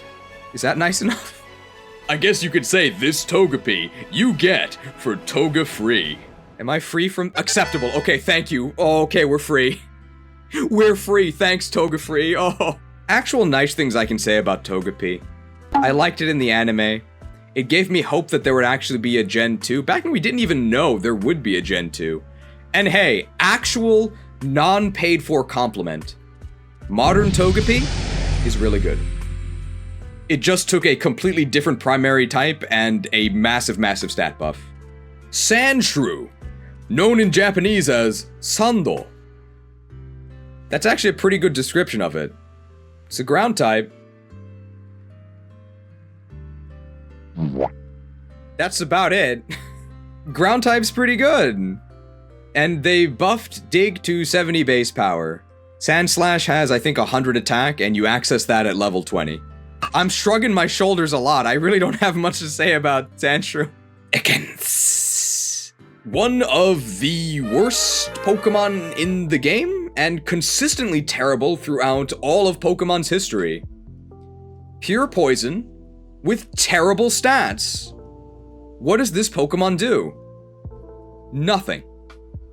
It doesn't even have any utility. So you can't even huff your Tropium and try to vouch for it on that angle. Absolutely awful. One of the most useless Pokemon in the series. Probably better than Ledyba. But wait, they buffed it. Yeah, they buffed it. Ekans itself gets +5 to each of HP, attack, and speed. And Chabok gets +2 to its HP. Oh, +10 to its attack, and +10 to its speed. Wow. Hey, so with plus 10 to its speed, actually, it's probably gonna go first. And then what? Poison is so useless. Charbok fans, I will say this. If this was any type other than poison, and maybe bug, it would be a lot better, because like the stats aren't that bad. It's just that mono poison is so horrendous. I'll also say this, because I no longer have to compliment Togepi. I do think Ekans is better than Togepi, but if I have Ekans behind Togepi, then it looks like Ekans is about to eat it, right? So I think I'll leave it like this. You know what? Justice for Charbok. We'll put it ahead of Togepi. Here's a fun fact. A friend of mine actually got married here in Japan, and I've known him since college. We always call Starbucks Charbok, and we call Shibuya Crossing Koffing. And whenever he talks to his wife, he says he's going to Charbok or he's going to Koffing. And she understands what he's saying, but she doesn't like it. It annoys her greatly. So she doesn't even know about Pokemon, but she knows that Charbok sucks. The Ouroboros. A symbol of an endless cycle. Here we go again. Will we ever escape? The endless now. The snake that devours its own tail. Which really does not segue at all into talking about a completely different snake, but anyway, here's Dunsparce. An irredeemably terrible Pokemon that I don't think has to be redeemed. Not every Pokemon has to be good. Some Pokemon are bad on purpose, and Dunsparce is one of those. The whole point of Dunsparce is that it's a troll Pokemon. It's extremely rare, a 1% encounter in Dark Cave, and because it's rare, you'd think it would be good, but it's not. It sucks! Which is the spirit of the Tsuchinoko embodied in Pokemon. Tsuchinoko real. Real bad. We can make an egg sandwich here. Dunsparce itself is actually kind of reasonable for the early game. It actually has kind of good stats for when you get it, and it can use Stab Gen 2 Rage, which is actually extremely powerful, and can sort of clobber the first 3 gyms. Unfortunately, we do consider availability, and a 1% encounter is far too low to be considered reliable, and the payoff is not worth it. If it had a higher encounter rate, I'd probably actually put it in D, maybe even bottom of C. But 1% encounter is really rough. And it can't be higher than 1% because otherwise it loses the Tsuchinoko flavor. And we know that eating a Tsuchinoko actually heals you to full stamina, so the flavor is important. I will say this, Dunsparce does actually have 2 real uses. It is a meme machine. So if you want to talk about going left or right in this open world adventure, you gotta use Dunsparce. And we would be remiss if we didn't mention Claire and her Kingdra, one of the most threatening Pokemon in the entire game. And Dunsparce is just a hard counter. We have the video evidence. What is Claire supposed to do? People criticize Claire for throwing a tantrum, but after getting embarrassed by Dunsparce, I think she actually took it better than I would. She couldn't do anything, and all of this without Serene Grace. The only reason that we can't actually put Dunsparce higher is because we don't want to recommend it too much. We don't want the game to be too easy. And if you doubt me, there is actually a 36-minute long audiobook documentary detailing exactly how hard Dunsparce thrashes Claire's Kingdra. You can listen to it right now, even without Audible. How much more do we have to go? Oh my god. I don't think we're going to finish by 5:40, guys. We only have 7 more hours. Mareep. In almost every context, I would say Mareep is extremely overrated and underhated. Every context except Gen 2. This is probably the best that Mareep will ever be. It's available early, and although it is very slow, It does have stat XP to help patch up that speed, and you can enter it into the Elemental Punch-Out League. It does get Thunder and Fire Punch as soon as you reach Goldenrod, which really helps it. If you think that Mareep is one of the best Pokemon in the game, then I have to say to you, wake up, Mareeple! You're dreaming! Oh, you're finally awake. The real world isn't that bad. I do think Mareep is perfectly fine. Probably going to be middle of A by the time we're done with this. You do feel the low speed, and you do feel the lack of anything other than fire and electric, but it's perfectly reasonable. Better than reasonable. It's quite good. Wooper. A Pokemon beloved by the fandom, Quagsire in particular.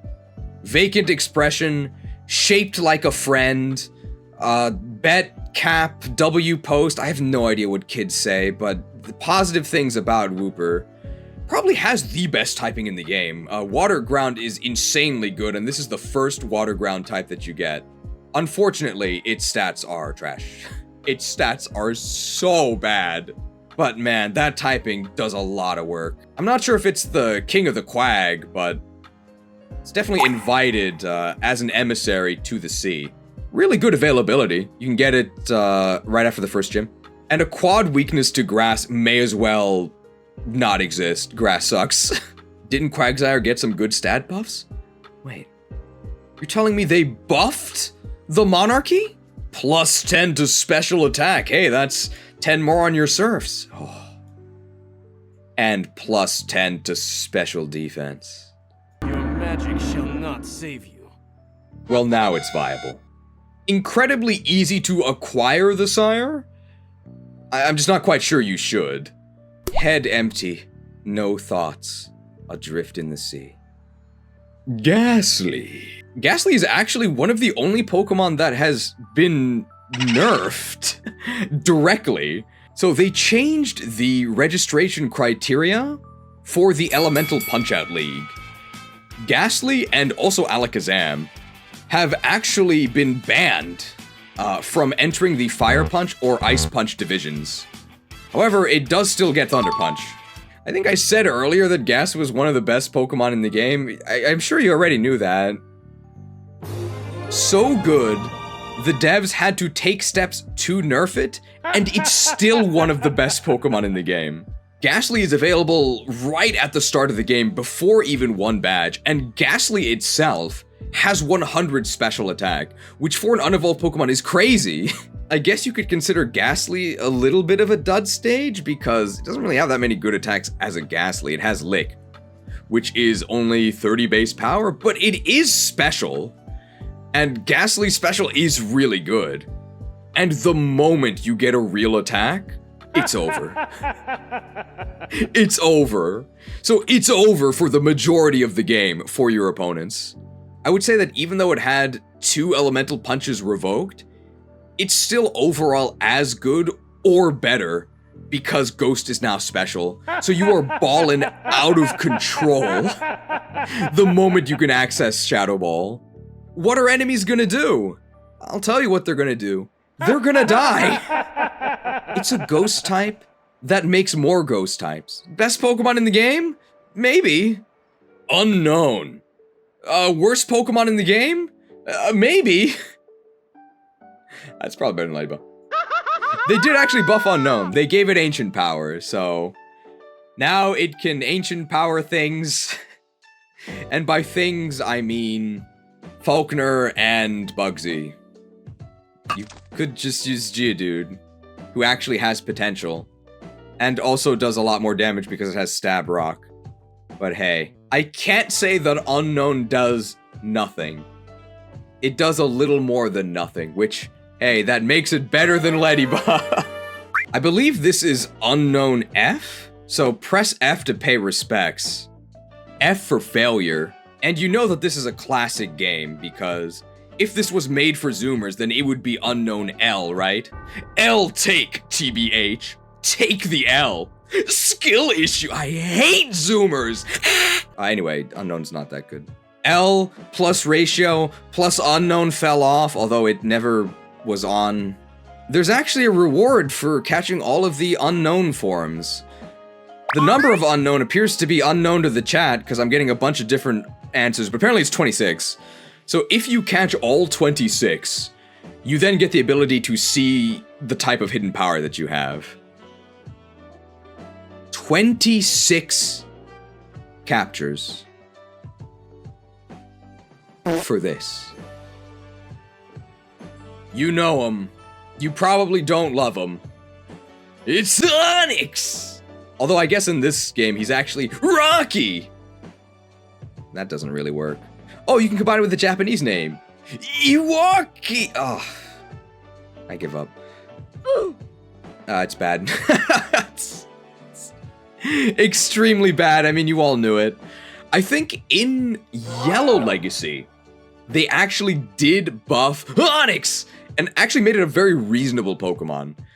In Gen 2, Iwark is very unreasonable. It is very bad. The only reason why it is not among the finest is because you do get Rocky. So you can trade a Bellsprout super common for Rocky the Onix in Violet City. And because Rocky is a trade, Rocky gets 1.5 XP. So you get 1.5x the XP for the entire game, and once you get to Ekritik City, you can actually go steal metal coats from nearby Magnemites, and then you can get to Steelix. I did factor Steelix into this rating. I also think Steelix sucks. It's very sturdy, so it tanks hits. And then what? Did you see the new Rocky movie? He beat Hoot Hoot. What a fight. Bellsprout. Grass Poison. That's not good. However, this is probably the best grass type in the game that's not your starter. Horrible. Horrible. What does this thing do? Grass does nothing. Poison does nothing. And those are both of its types, so it does nothing. Its stats are actually kind of okay. It's probably fast enough. Maybe you can kill some Geodudes. So disappointing. And so many scenarios where it is utterly useless. Okay, I take back what I said about this being the best non-starter grass type, because I actually will be placing some grass types above it, but it's not because they're grass types. Bellsprout is going to be the highest grass type that actually depends on its grass typing, because poison is useless. So we may as well rank the other useless grass types now, right? Bellsprout has a very strong parallel with Vileplume. Vileplume is just slightly worse Bellsprout. So we'll put it there. And Bellossom is significantly worse Vileplume. The poison secondary typing is almost useless, but it's better than being pure grass. And that's what Bellossom is. Pure grass. More like pure ass! Ugh! Vile! And yet it's not the Vileplume. Maybe I could have phrased that better. I feel like we're forgetting something though. Vileplume actually got a 10 stat buff to its defense! And so did Bellossom. Break yourselves upon my body. Well, now they're viable. Hoppip! Probably the best utility grass in the game. If you're someone who highly values utility stuff like powders, then Hoppip is the best in the game at it, available immediately as soon as you leave New Bark Town. And it's got the fastest sleep powder in the game. If you care about that, then Hoppip is the perfect pick for you. I don't care. Can maybe make a little garden here. They did buff Hoppip's move pool. Initially, it was limited to Splash, which is actually perfect flavor because Splash in Japanese is haneru, which means hop.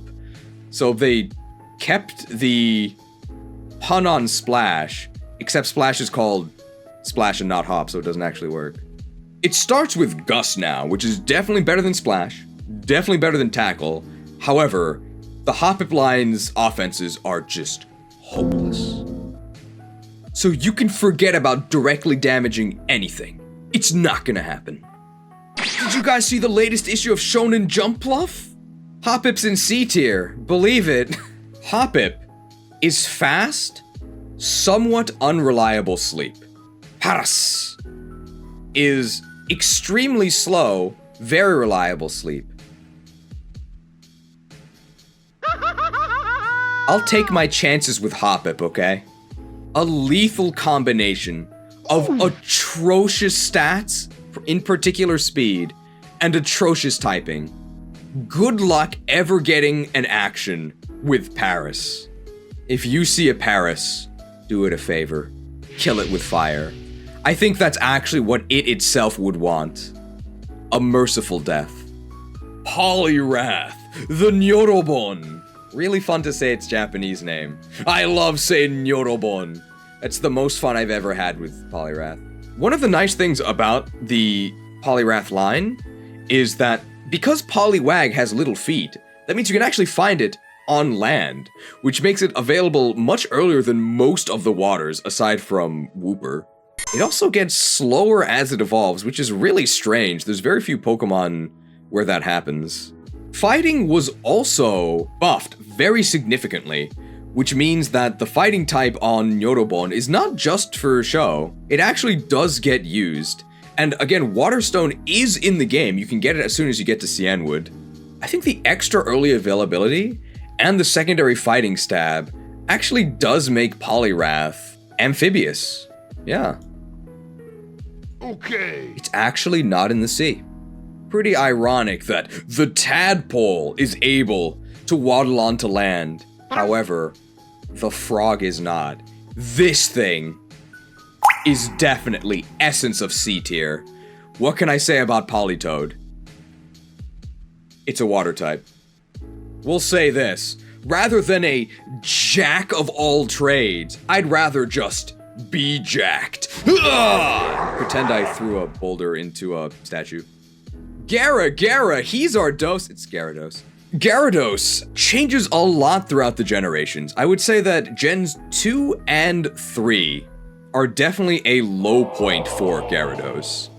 Because in Gen 1 it had 100 special, but then in Gen 2, its special dropped to 60, which is quite bad. And then in Gen 4, it gained physical water, at which point it became extremely good. And then in Gen 6 with party-wide experience share, Gyarados has since then been completely insane. One of the best Pokemon in the game. So this is Gyarados at almost its weakest. And this thing's pretty good. You might be wondering why I'm actually using Gyarados instead of Magikarp, because normally I use the base forms unless it's a split Evo where I want to talk about the evolution separately. However, as you all know, there is the Lake of Rage Gyarados. Mandatory encounter, you can get it right after the 4th gym. It's at level 30, so it is right on pace with your team, may even be ahead of some of your Pokemon. Even then, I probably wouldn't give Gyarados A tier, except they did actually give it flying moves. It now actually has Gust and it has Fly, so it does have Stab Flying. And 120 physical attack is really good. Even though you don't have Stab Water, with 120 physical attack, something I'm gonna say again about some other Pokemon later, with an attack stat that high, you can kind of just use random physical moves and stuff dies.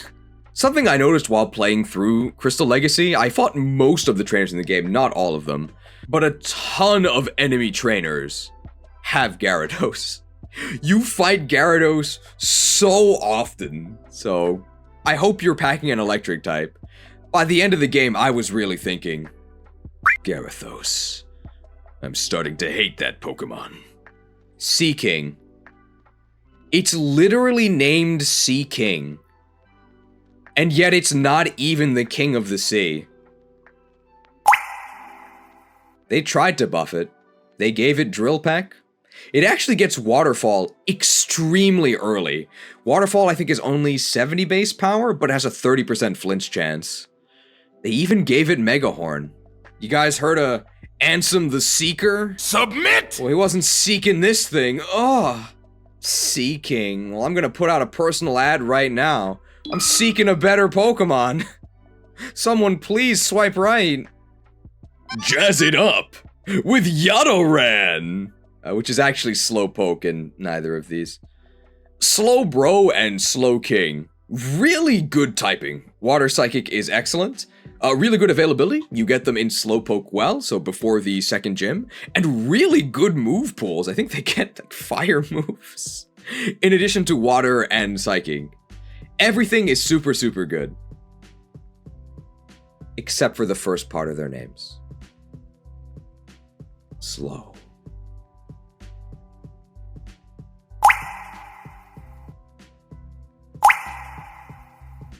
Such a shame. At least they're upfront about it. It's literally in their names. They are never, ever, ever going first, which is a disaster. Even with stat XP. As for whether you should go with the bro or the king, I think overall the king is probably better. Their stats are comparable. The main difference is that slow bro Break yourselves upon my body. is unbreakable, right? It specializes in defense, whereas the king, Your magic shall not save you. well, he specializes in resistance. And resistance is better than defense, so you gotta go with the king. The real answer for why the king is better is because it's essentially a stone evo. You can just King's Rock Slowpoke, whereas Slow Bro is actually a fairly late level evo. So because of that, I think the king is better. These are both basically S tier Pokemon with finest tier speed. So I guess they're floating atop the sea. It's the actual Sea King. Drowsy.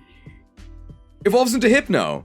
It's a Psychic type. Psychic is still really good because there's so many enemy poisons.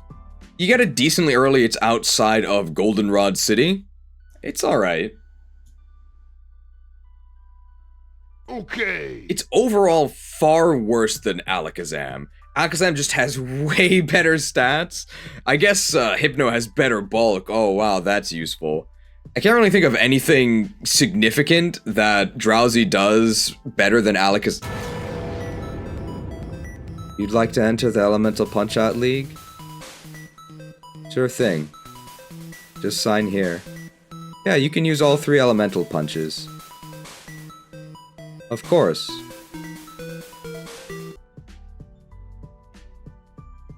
Oh yeah, it's actually one of the star contestants in the Elemental Punch-Out League. The first Pokemon we're talking about that actually has access to all 3 of Fiery, Frosty, and Fulminous Fist. You like that word? I learned it from Golden Sun. Triple Elemental Punches and Stab Psychic. That's pretty good. Anyway, now that we're done trying to justify use cases for Drowsy over Abra, here's Abra. Best Pokemon in the game? Maybe. Abra, another Pokemon directly nerfed by the devs. The Elemental Punch-Out League registration requirements were changed. Abra was disqualified from the Frosty and Fire divisions. However, it is still eligible for the Fulminous division. It can still Thunder Punch, which is really important, not just for coverage, but because it means that there is no dud stage.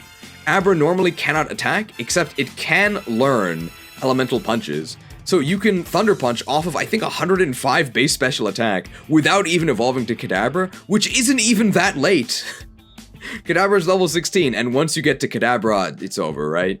You already have insane special, and you can just sweep the entirety of the region. Abra and Ghastly are so much better than everything else, they might even warrant their own tier. They're so good. It even has access to Special Shadow Ball now, which it didn't in the original. I think it's still overall a nerf though, because Fire and Ice Punch were really good. I don't know if it quite solos the game now, with only 1 Elemental Punch, but it almost does. I guess you might actually consider using other Pokemon. Anything else to say about Alakazam? Well, it's really frail. Whereas Hypno actually has really great special bulk. You gotta consider when you take a hit. No, you don't have to worry about the bulk. It doesn't matter at all that the Abra line is frail because the enemy will never attack you because the enemy is dead. You don't think they're gonna die to your attacks? You're wrong, they will. Ditto, the Metamon. Instead of using my own good Pokemon, how about I transform into horrible dollar store versions of the opponents?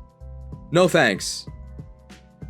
I think it's actually worse than Ledyba. Ledyba can at least set up a light screen and then die and get out of the way to bring in a real Pokemon. Ditto will never do that. Horrible. The best that Ditto will ever be is a copy of your opponent's Pokemon that's probably not very good to begin with a 1-turn tax. Unacceptable. That's so bad. Keep in mind that in Gen 2, all your Pokemon are beefier than they would be in the modern games because they all have stat XP. So your team, no matter who's on it, is probably going to be better than the opponent's team. You're going to throw away your chance for unfair stat advantages just to copy them? Don't copy the homework. Do the work yourself. It's going to be better. Ditto? More like Ditto. Oh no. Horrible. Pineco evolves into Fortress. As a defensive Pokemon, practically invincible. It actually also has very reasonable attack, like almost 90? It's really bulky, so it survives hits. And then what? I will say this, it is pretty much invincible. Unfortunately, not dying doesn't really do anything, because in order to continue the game, the enemy has to die. And Pineco is very bad at making the enemy die.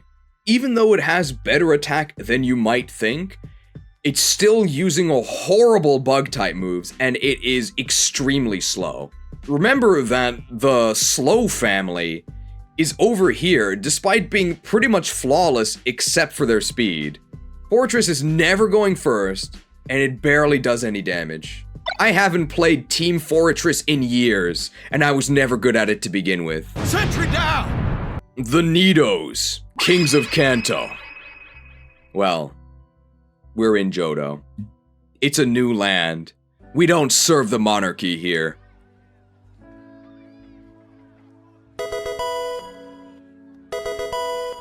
Severely nerfed compared to Gen 1, where they truly were royalty, mostly as a function of how early you got their mediocre stats, because for the point in the game where you got their stats, they were actually insane. But now you only get the Moonstone, again, either from your mom or after Surf, so after Gym 4. The only reason why I'm actually not ranking them lower is because they are also contestants in the Elemental Punch-Out League. As soon as they become bipedal in their final forms, so as soon as you get that Moonstone, you can then enter them into the Elemental Punch-Out circuit, and hey, they're pretty good at that. And comparing Nidoking to Nidoqueen, Nidoking has better offenses, so it's better. The future is not written. Can I beat the allegations? Maybe if I have a better attack stat. Yanma! Yanma is an infamously terrible Pokemon. However, it does get a lot better when it evolves to Yanmega. We do know that Megas are back. Yanmega stats are actually quite good. So, although you do have to suffer through Yanma once you get the Mega... Wait, this thing doesn't evolve? Oh my god, this thing... Are you ready? You're not ready, so I'm gonna ask again. Are you ready?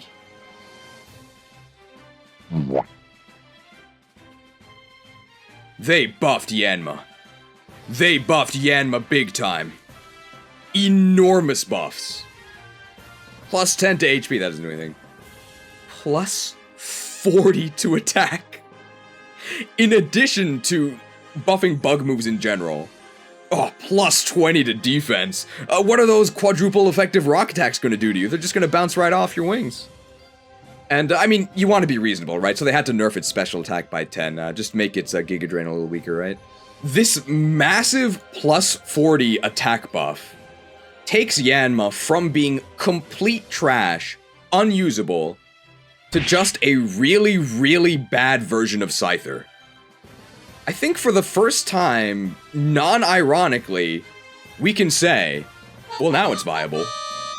Not gonna say it's good, but it is viable. It's an option you could choose. I mean, Scyther's right there, you should choose Scyther. But if you're a big Yanma fan, I guess you could use Yanma. Maybe if Storaiku is on strike and you can't use it, I guess you could use Yanma. Sunkern. You're probably expecting me to put this in Johto's finest, right? Are you ready? Trash. Trash. Oh, but they buffed its special attack. Oh, wait. How much did they buff its special attack? Wow. Wow. A 20 special attack buff. 125. That's actually crazy. 30 base speed.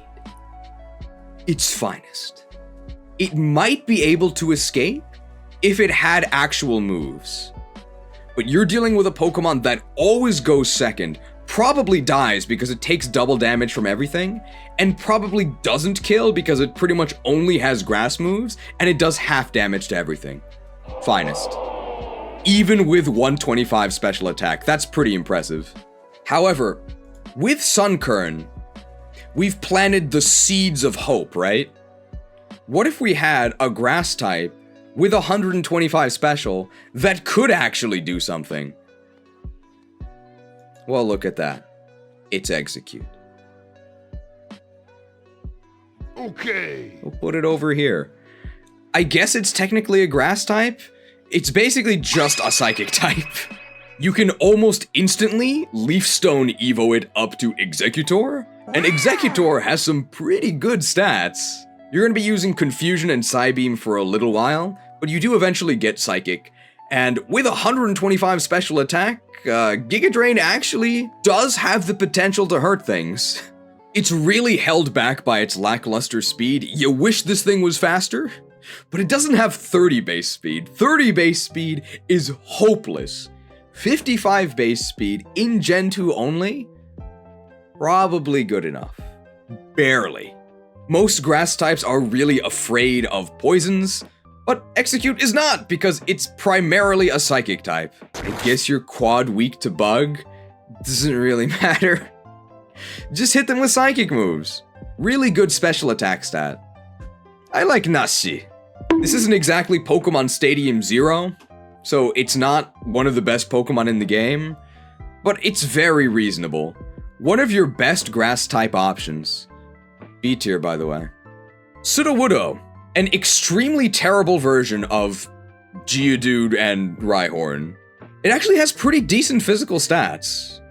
However, the more useful part of Rock Ground is the ground part, which Sudowoodo does not have. I don't think it's that bad, but by the time you get it, which is right before Ekritique, you're past the auto-win phase of Rock, so it really suffers from that.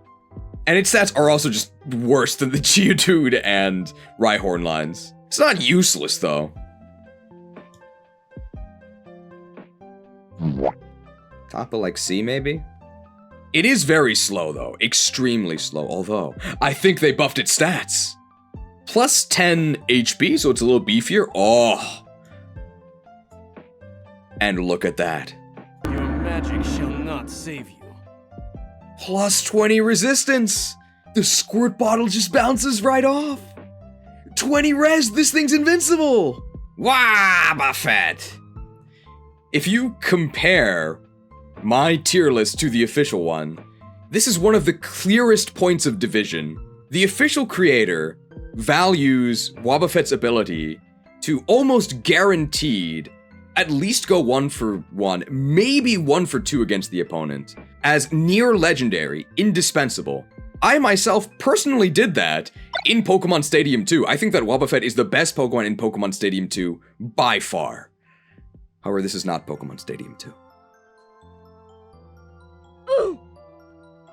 I think Wobbuffet is trash. For my criteria in this game, I fully believe that a trained Wobbuffet can go 1 for 1, maybe 1 for 2, maybe even 1 for 3 in a battle. However, in-game, that's horrendous. The best Pokemon go 0 for 6, you just kill their entire team and they can't do anything. Meanwhile, with Wobbuffet, you're literally a punching bag. You are guaranteed to take damage, and you will probably die. And remember that in-game, you don't just do one battle, you do series of battles, and that damage actually sticks with you. You have to expend resources on revives, you have to heal. It's so annoying! Why would you do that? Well, you might do that, which is why you would place this differently. But I personally wouldn't. Which is why I'm gonna put it in D. But I do like Wobbuffet. I liked it so much, I rotoscoped it out of this scene. Wobbuffet! Venonat, with those adorable radar eyes. Venonat would be a lot better if it didn't have such a late, for a bug type, evolution. Because Venonat sucks. Venomoth is actually quite okay, but it's going to be a while until you get Venomoth, and even then, it's just okay. I'm thinking bottom of C. Although, wait, they buffed this, didn't they?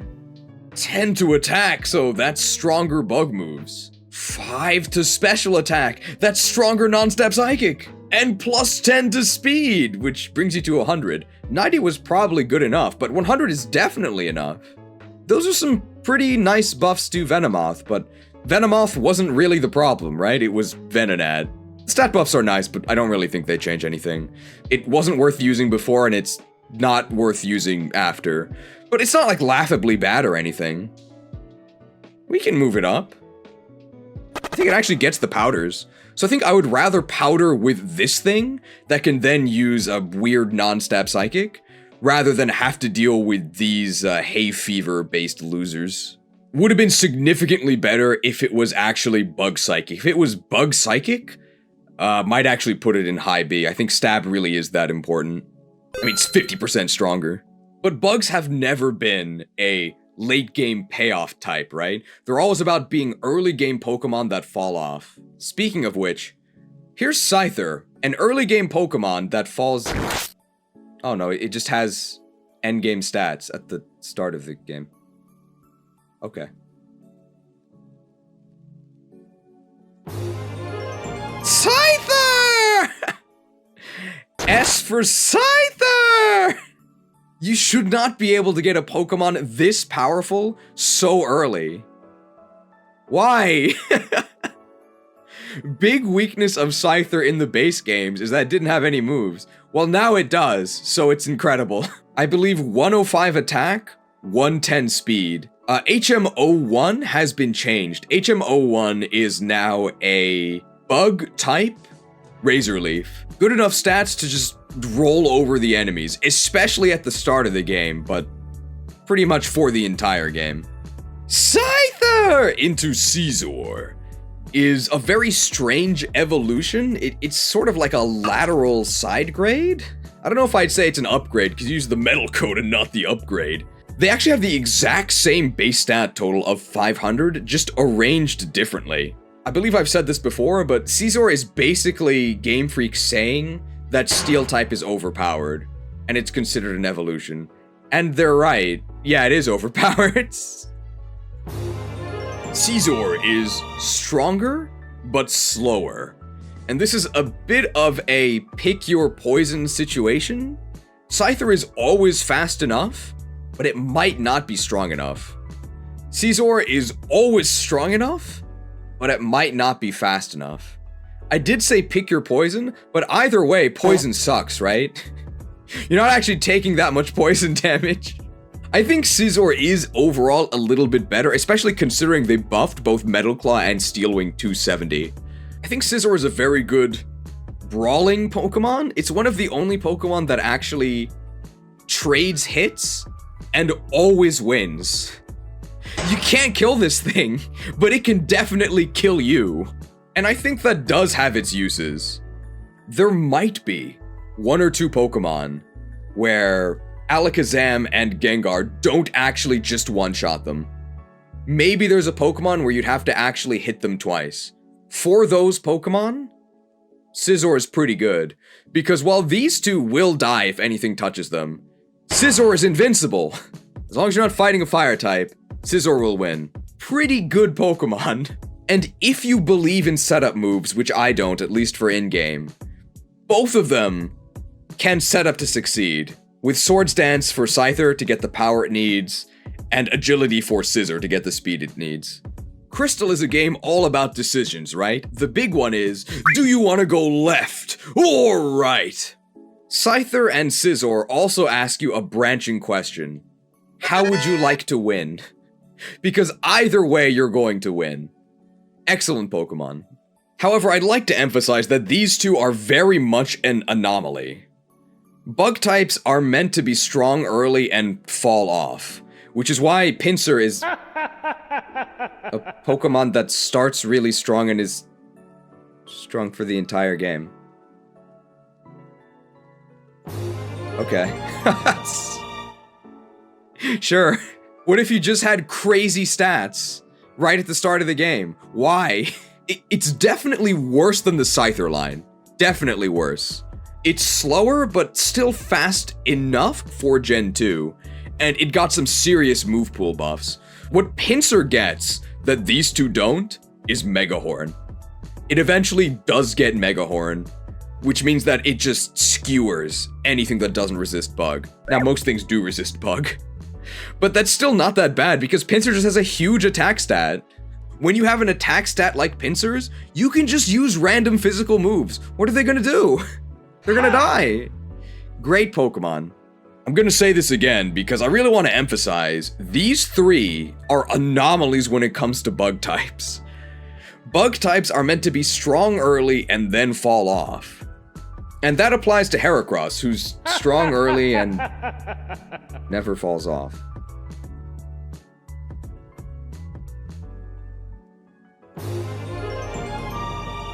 What is going on in Johto? Are we sure that the strong early and fall off philosophy of bug types isn't just like fanfic? I don't know, they seem pretty strong to me. Heracross has insane stats for the point in the game where you get it. The best out of these four. I think it also has the best typing. One of the big things they did in Crystal Legacy was they buffed bugs and they buffed fighting types. And Heracross, he didn't need buffs, but he got them anyway. This is the most terrifying Heracross has ever been, because it actually has good bug stab. It actually has good fighting stab, which applied to it in Gen 4, but unlike Gen 4, it also has stat XP. Pretty much always the right choice in every scenario, except the scenario where you don't have it, as in before Azalea Town. So go ahead and struggle through the first two badges. As soon as you get Headbutt, smack some trees, and it's not a concussion. You're not delirious. You do actually get to use this thing's stats and moves for the entire game.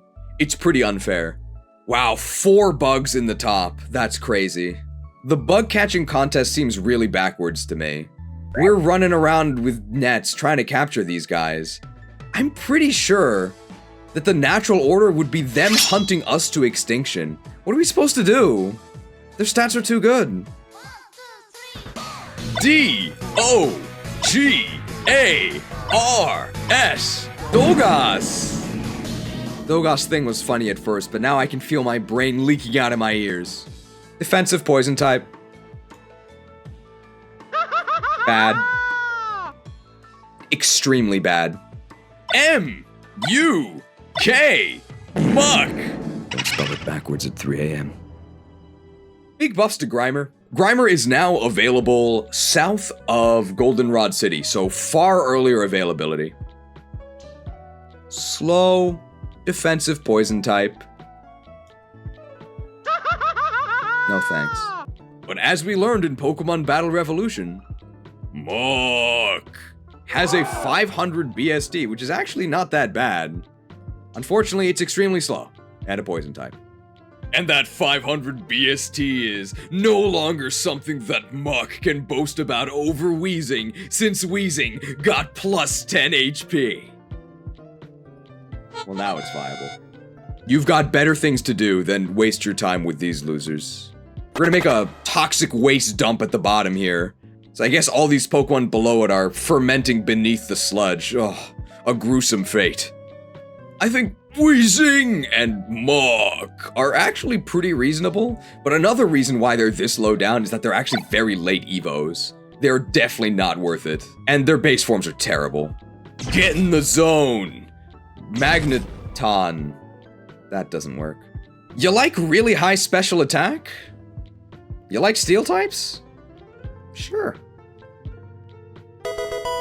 Pretty much the only thing that Magnemite can do is really strong electric attacks. But hey, really strong electric attacks are actually useful. I mentioned how many Gyarados you fight in this game? Zap them. Compared to the Ampharos line, Ampharos is available earlier, and Ampharos has access to Fire Punch. However, Magneton is faster at 70 speed, which is good enough, especially with stat XP. And it is a bit stronger, it has 10 more special attack. It also has the steel typing, which is almost pure upside. It's definitely more upside than down. The only thing this thing can do is hit him with a Thunderbolt, but that's pretty strong. It's also nice that, despite being literally named Rare Coil, it's not rare at all. You can get it immediately to the west of Ekritik City, so okay availability. Voltorb. Long-time viewers will probably know what I'm about to say here. It's really fast, so it goes first. And then what? It's not Gen 1, so you don't actually get the sick crits that come with having a high speed stat in Gen 1. You will definitely move first, and then probably fail to actually do anything. Very mediocre attacking stats. There's apparently a crabby trade in Olivine. If you do that, then you'll get one that gets boosted XP. C isn't hopeless. I don't think it's bad, but there's other fast electrics out there that are just better.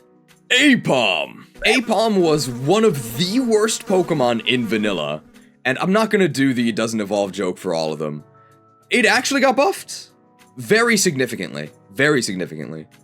Massive Apom buffs. This is basically an evolution, plus 60. Plus 15 HP, you're probably still gonna die. Plus 20 attack is actually massive. Plus 10 to defense, you're probably still gonna die. Plus 10 to special defense, you're probably still gonna die. And plus 5 to speed doesn't matter that much because you were probably already fast enough with 85. You can get Apom by headbutting trees. It's basically Raticate in stats, right? Around the time that you can get Raticate. Okay. Wow. I actually surprised myself with how high I put it. You might even suspect me of being up to some monkey business. Already outclassed by the time you can get it, but you definitely could do worse. 90 attack, stab normal? Sure.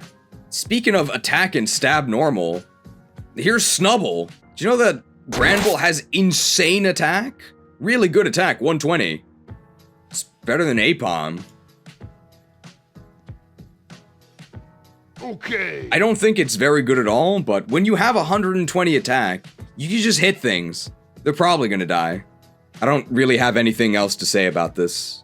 We can be very economical, because I also don't really have anything to say about Teddy Ursa, except Teddy Ursa is available much earlier. Teddy Ursa is available in Dark Cave, and even as a Teddy Ursa, it actually has pretty high attack. It has 80, and Ursaring has colossal attack of 130. Again, in the territory where you can just use random moves to kill opponents. I actually think that Ursaring is quite good.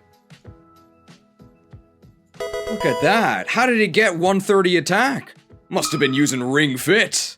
Because its Japanese name is Ringuma, the ring bear. Alright, here you go. Two weaknesses of Ursaring. It's a bit slow, and normal is kinda whatever. But kinda whatever is not bad. Vulpix. Extremely disappointing. In modern games, they gave the Vulpix line Drought, and they gave the Wingull line Drizzle. They're very careful.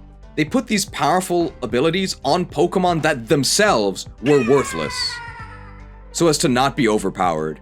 In the modern games, if you're using a Sun team, you basically have to play 5v6, because this thing isn't doing anything. Extremely underwhelming stats.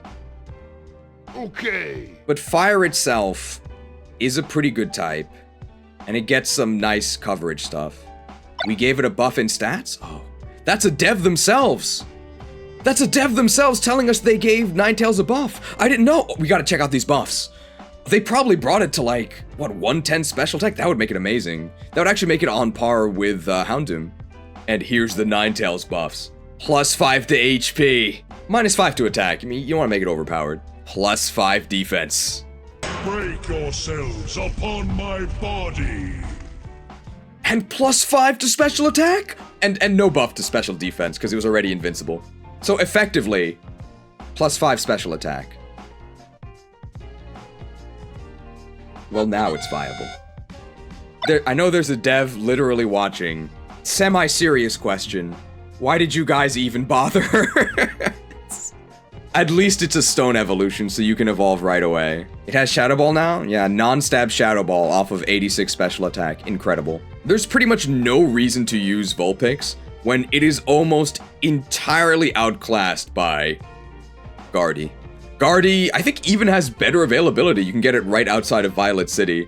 Whereas Vulpix is, I think, a little bit later. It's outside of Ekritik. I think Arcanine has better stats in almost every category. I think it has slightly less special defense. Who cares? And I think it has 5 less base speed, which doesn't matter because Arcanine is fast enough anyway. So they're sort of like parallels, but I think that mostly comes from them being red and blue exclusive in Gen 1. And I guess them both being Firestone Evos. But gameplay-wise, no, Arcanine is way better. Okay. Way better. And I don't even think Arcanine is that good. Arcanine has mediocre fire moves and mediocre physical attacks.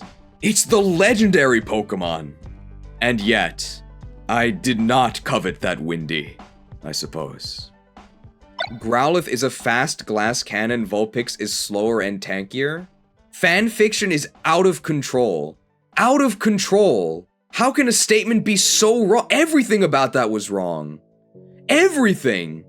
I'm sick of dealing with these casual— oh, you have a gray name. I should clarify I'm joking. I'm sick of dealing with these casuals. Something you're doing? I tribute 2 interns. I can do that. And I cast the unstoppable Gate Guardian. Negate all added effects from casual creatures, but you still take the damage. People will make excuses for their favorites because as casuals, they used Pokemon and had okay results. Vulpix is almost strictly worse than Arcanine. It's so bad. I'm sick of people making excuses. And get ready for more excuses once we get to the evolutions. Arcanine has overall an extremely high stat total, and the distribution is such that it's not a joke, right? It's not like Go-Goat levels of distribution, but I still can't really call it good at all. There's pretty much no reason to use Vulpix because it's marginally outclassed by Growlithe. And it turns out there's actually no reason to use Growlithe because it is significantly outclassed by a strange, dour attitude that's pervaded all of these Pokemon videos that you've been making, Cheese. I wonder why. It's Houndour. Biggest issue with Houndour in vanilla was that it wasn't in the game. Well, turns out in Crystal Legacy, it is in the game. So how good is it? It's extremely good. Surprising probably nobody. People have theorized since vanilla, if only you could get this thing earlier, then it would be great. Well, it turns out that unlike with Trogzor, the theory crafters were actually correct. Yes, it is really good. Houndour itself has okay stats. It's when it reaches Houndoom that it really unlocks its potential. Houndoom has almost perfect in-game stats. 90 speed is good enough to go first. 110 special attack is very good. You're gonna be melting things with your flamethrower. And 90 attack is actually very reasonable. So the fact that Dark has been made physical, although you'd think it would be a nerf to Houndoom, it's actually not, because the majority of the juiciest Dark-type targets, the Psychics, they tend to have mediocre to great special defense, and Physical Dark doesn't care about that at all. There's a ton of chew toys available just for your Hergar. Ah! So crunchy. And mixed attacking only really became a slur in Gen 3 because you can't specialize your EVs in both. But in Gen 2 with stat XP, you can! So overall physical dark, also a buff for Houndoom. Not that it needed it. Although Houndoom's move pool isn't very deep, it has what it needs. Fire Dark is really good, it's only resisted by itself, Tyranitar, and Poliwrath. Aside from those three, you will always be able to score at least a neutral stab hit off of one of your really good attacking stats. For its other two moves, you don't really have that many options, but your stab is so good you don't really need them. Scooby-Dooby-Doom, where are you? Top of S. Good dog. Stantler. Oh boy, a normal type. Whatever. Its claim to fame, I use that term very loosely because I always struggle to remember this thing's name, is that it gets hypnosis. Oh wow. I don't really know what to say about this thing. It's a mediocre normal type that becomes available at almost the exact same time as two way better normal types who we may as well talk about now. Oh, it's Tauros, the king of Gen 1. Tauros just completely clobbers Stantler. I think it beats it in everything that matters, especially in speed and attack. So much better. And Stantler also plays second fiddle to Miltank, who I will definitely find soon. Miltank is just bad Tauros. It's Tauros except it trades some offense for defense, which in my book makes it worse. But it's still actually quite good. Miltank is way faster than you think. Miltank is base 100. So it's not like it really even trades that much speed and offense. If you really want to use Stantler, I guess it's immune to Morty's ghosts? But what are you gonna do to them? You don't have to find excuses to use Tauros and Miltank. You can just send them out. They're probably gonna do a lot of damage and beat whatever they're up against. They're okay. I just wish they weren't normal types. Marill, or as the PBR announcer would say, Marill. Anybody read the classic underrated gem, The Cimmerillion, featuring Marill? Extremely bad. Extremely bad. We have a tier dedicated to Pokemon that are water types, because water is that good. Marill sucks. It's so bad. So bad. And I know what people are gonna say. It got buffed. I already knew that, okay? If not for this 20 special attack buff as a Azumarill, it might actually be finest. It's so bad. So slow. Worthless offense. Mediocre defense. It's so bad. Hey, just wait one generation and then you'll get huge power. And then just wait another generation, then you'll actually get water moves to use with huge power. And then wait 2 more generations, then you'll actually get a really good secondary type, arguably the best. And as for when you'll actually get a usable speed stat, well, we're still waiting. Diglett dig, Diglett dig. Trio. Okay. Diglett. It's really fast, so it goes first. And then what? You better hope the opponent dies. And with 80 attack as Dugtrio, well, they probably won't die. Maybe this is too generous. Stab Earthquake is really good, eventually. Buffed Dig at 70 base power. Diglett's also very available. It used to be, I think, just Diglett Cave in Kanto, in which case it's trash, but it's now in Union Cave, which is way earlier. Even though it's supposed to be underground, yeah, we can put it at top of B. You better make sure you kill your opponent, though, otherwise you're toast. It's the Diglett way. Mankey evolves into Okorizaru! Don't get mad. Maybe also don't get glad, but they did buff fighting types a lot. With the far better fighting move pool, and given that you get this thing right before Whitney, and that there's plenty of normal types to clobber throughout the entire game, I think this is a very reasonable Pokemon. I don't think it's great. Okay. But it's perfectly serviceable. Mostly thanks to the fighting type buffs. Meowth, that's wrong. a normal type whose only claim to fame is that it's really fast, so it goes first. Then what? At least to get Stantler's mediocre stats, you don't actually have to do anything. It just is a Stantler. Meowth is horrendous. Persian is later than you think. It's like 27 or something. And this ain't Gen 1, okay? You're not getting 6 slash crits. You just kinda limply scraping at the opponent. Maybe you'll exfoliate their outer layers or something. You're not actually gonna damage them. Rutger came first, and he got sick crits. That was Gen 1. Welcome to Gen 2. We got Guy. Ugh. Psyduck. This should be easy. Essence of the C tier. The most middling, unexciting Pokemon that Masada has been trying for decades to shove down our gullets. Duck off, man. I'm not using this thing. Lame, mixed attacking stats, pure water, doesn't do enough damage to actually kill things, doesn't have enough defenses to actually tank.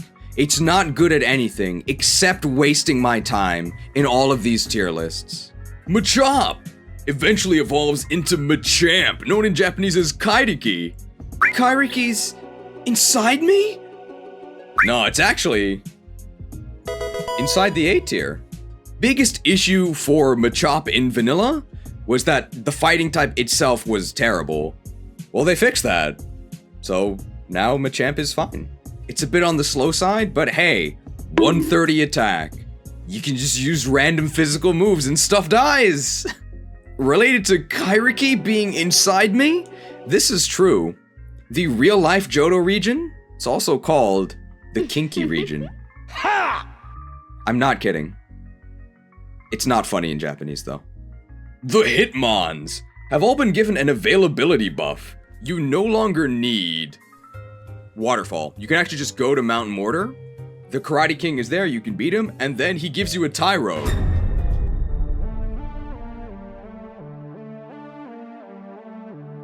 No! I'm sick of people asking about Pokerogue. I'm sick of the roguelikes. I should have just said Tyruff. Maybe Tyruff was the original roguelike. Oh. Of the 3 forms, there is a correct answer. No prizes for guessing. The correct answer is Hitmonlee. Hitmonlee is far and away the best. It has the most attack by a lot, which makes it the best. It actually makes it pretty comparable to Machamp. 120 attack is really good. Kick 'em. 120 attack is so much better than these other two. I think it's almost a 2-tier difference. These two are so much worse. I don't know why you would ever use these. Hitmonchan just has worse attack. Theoretically, it has the elemental punch-out advantage, except it doesn't. Because the elemental punches are still special. Now, later on, it does get Iron Fist, which boosts its punching moves by 50%. Oh, sorry. It's actually 30%. Oh, it's 20%. Iron Fist. More like Bronze Fist. That's the worst tier of metal in RuneScape. And Hitmontop is just obviously the worst. It's the balanced Pokemon, literally. But being balanced doesn't mean you get to do a bit of everything. It means you don't do anything well. It means you're useless. A nice quality of life buff is that if you want to live the Hitmontop life, I don't know why you would, you no longer have to do that ridiculous thing of making sure its attack and defense are balanced upon evolving. You can just get an item from the Mahogany shop after Gym 7, the brick piece, and then you can just use it like a stone and evolve it. Wow.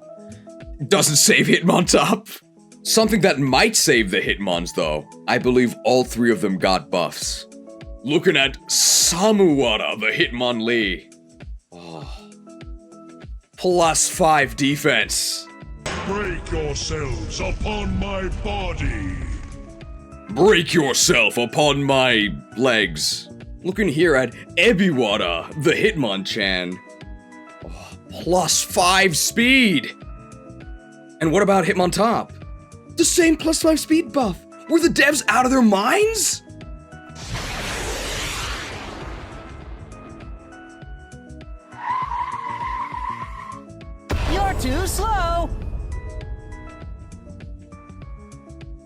Well, now they're viable. Triple Kick got reworked. I was gonna say it's now 3 hits. It was always 3 hits, but now it's 20, 40, 60. So collectively, 120, but only a 33% chance to actually get all 3. So on average, it's 80 base power, which is whatever. Girafarig. You can spell Girafarig backwards at any time, and nothing will happen. I would rather use Alakazam, but that doesn't make Girafarig itself bad. Okay. Psychic is really good because there are so many poison types. Here's a decently fast and strong Psychic type. I guess it's also a normal type. What is Morty gonna do? Although by the time you can actually access Girafarig, you've already beaten Morty, so I guess Morty's just fine. Isn't Girafarig literally kid in Japanese? How would you like to die? It's Kirin Riki, you casual. But it's also a palindrome in Japanese. I just made a video about how YouTube demonetized me for saying a naughty word. Allegedly. I was later proven innocent in court. However, I am going to go ahead and tempt fate intentionally. Get a good look at this boober right here. Boober is Magmar's Japanese name. Get a real good eyeful, cause Boober is going center screen. And then it's going where it actually belongs, higher than that. You're going to be seeing a lot of Boober in your gameplay. This thing is actually quite good. It's available in the Burned Tower, and you can immediately enter the Elemental Punch-Out League. Fire and Thunder Punch, and later on you can get Psychic, much later on. I wouldn't say it's a superstar or anything. There are lots of Pokemon that are better than it at individual things, but it's pretty good at both Fire and Thunder Punching for free. You don't have to train it at all because it is a single stage that starts with reasonable stats. Turns out, these boobers aren't all natural. The devs meddled with nature. They reduced its attack by 10, but increased its HP by 10. So they chose to go the path of bulky boobers. Now it's viable? I guess it's overall a nerf, because now you can't cross-chop them as well. Enough about boobers. Here's Jinx. Jinx used to be completely outclassed by Alakazam, because Alakazam could just use Ice Punch. But now that Alakazam has been disqualified from registering for the Frozen Fist within the Elemental Punch-Out League, Jinx now has a niche again. It's actually quite good. I'm actually surprised at how high I'm ranking this, but it's decently fast, decently strong, stab, ice, and psychic, both of which are very, very good on offense. Main thing holding Jinx back is that the availability is kinda iffy. However, it is available from the odd egg.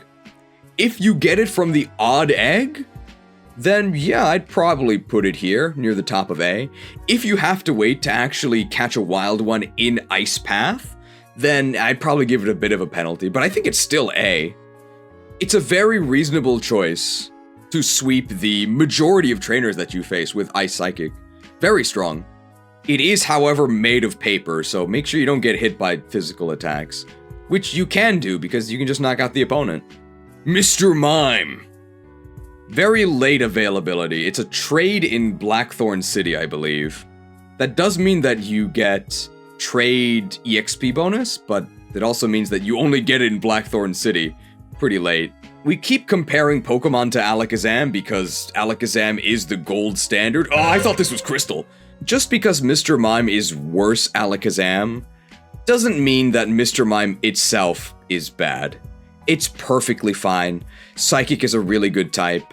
I think with the availability penalty, we'll just put it next to Girafarig. Okay. I think it's better than Girafarig, but you get Girafarig, I would say significantly earlier. 1 or 2 gyms earlier. Mr. Mime gets Thunderbolt, while Alakazam is limited to Thunder Punch. However, Alakazam also has better special attack, so it basically does have Thunderbolt. They're like equivalent power. We can also point out the trait is pretty specific. It has to be a female Dodrio, and then you trade it for a female Mr. Mime. Is Mr. Mime one of the all-time worst Pokemon names? It actually might be. I know they didn't have genders back in their day in Gen 1, but still just a bizarre name since the Japanese name Ariados He's not gendered at all. Electabuzz. Known in Japanese, not as Anixia, but I am gonna take a deep breath here.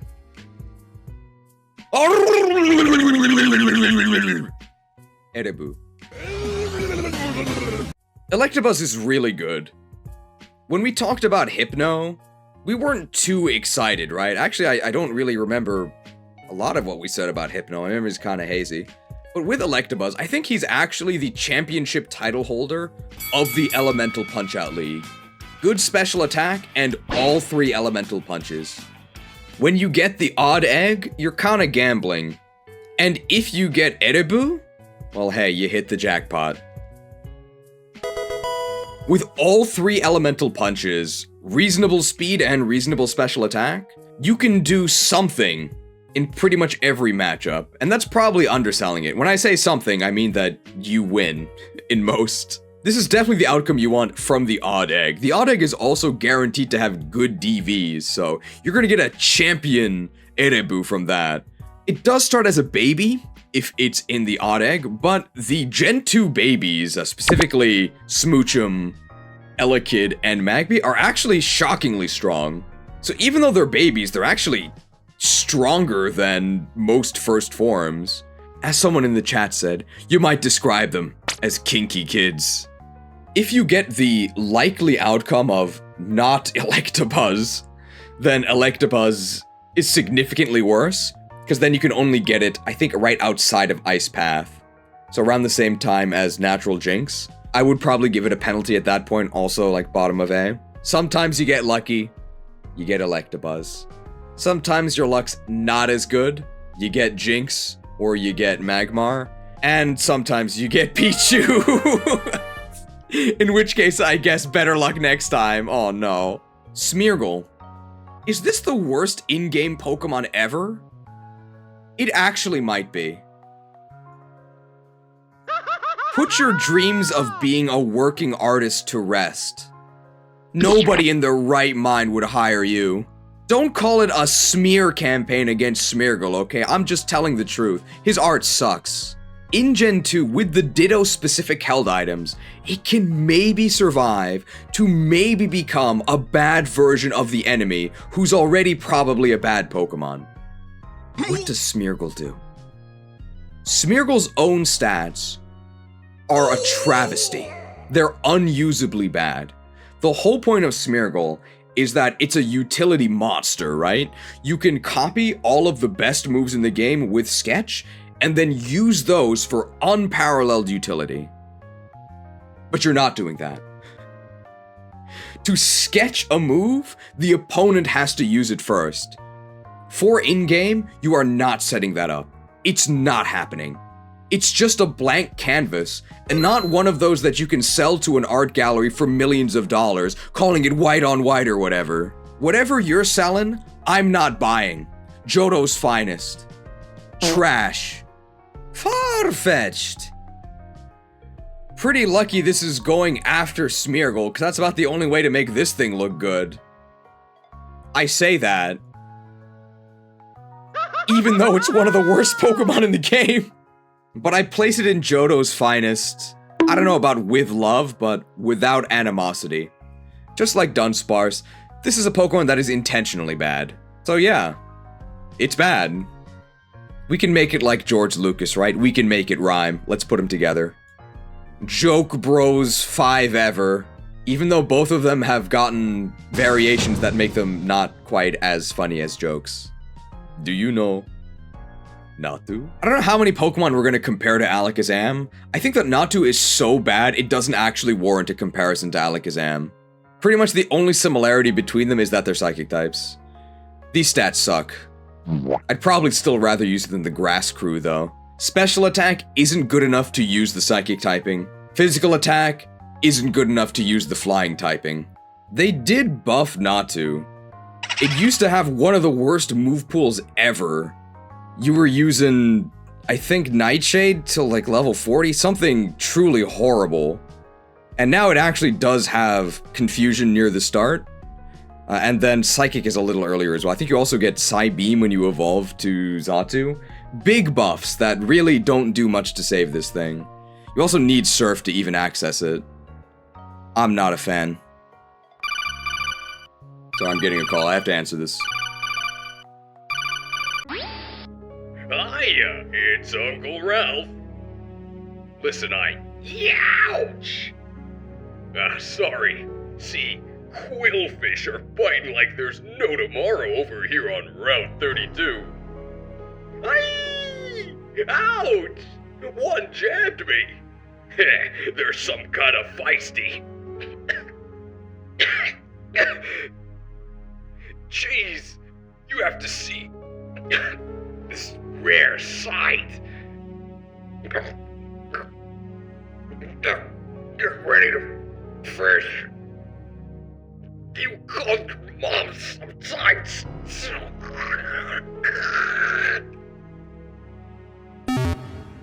Okay, I hope he's okay. Sounds like he's under attack.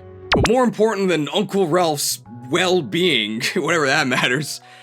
Did you hear that? It's the opportunity of a lifetime. We gotta get one of these quillfish for ourselves. Who knows when we'll get another chance. And he called us right as we were about to talk about quillfish. How convenient.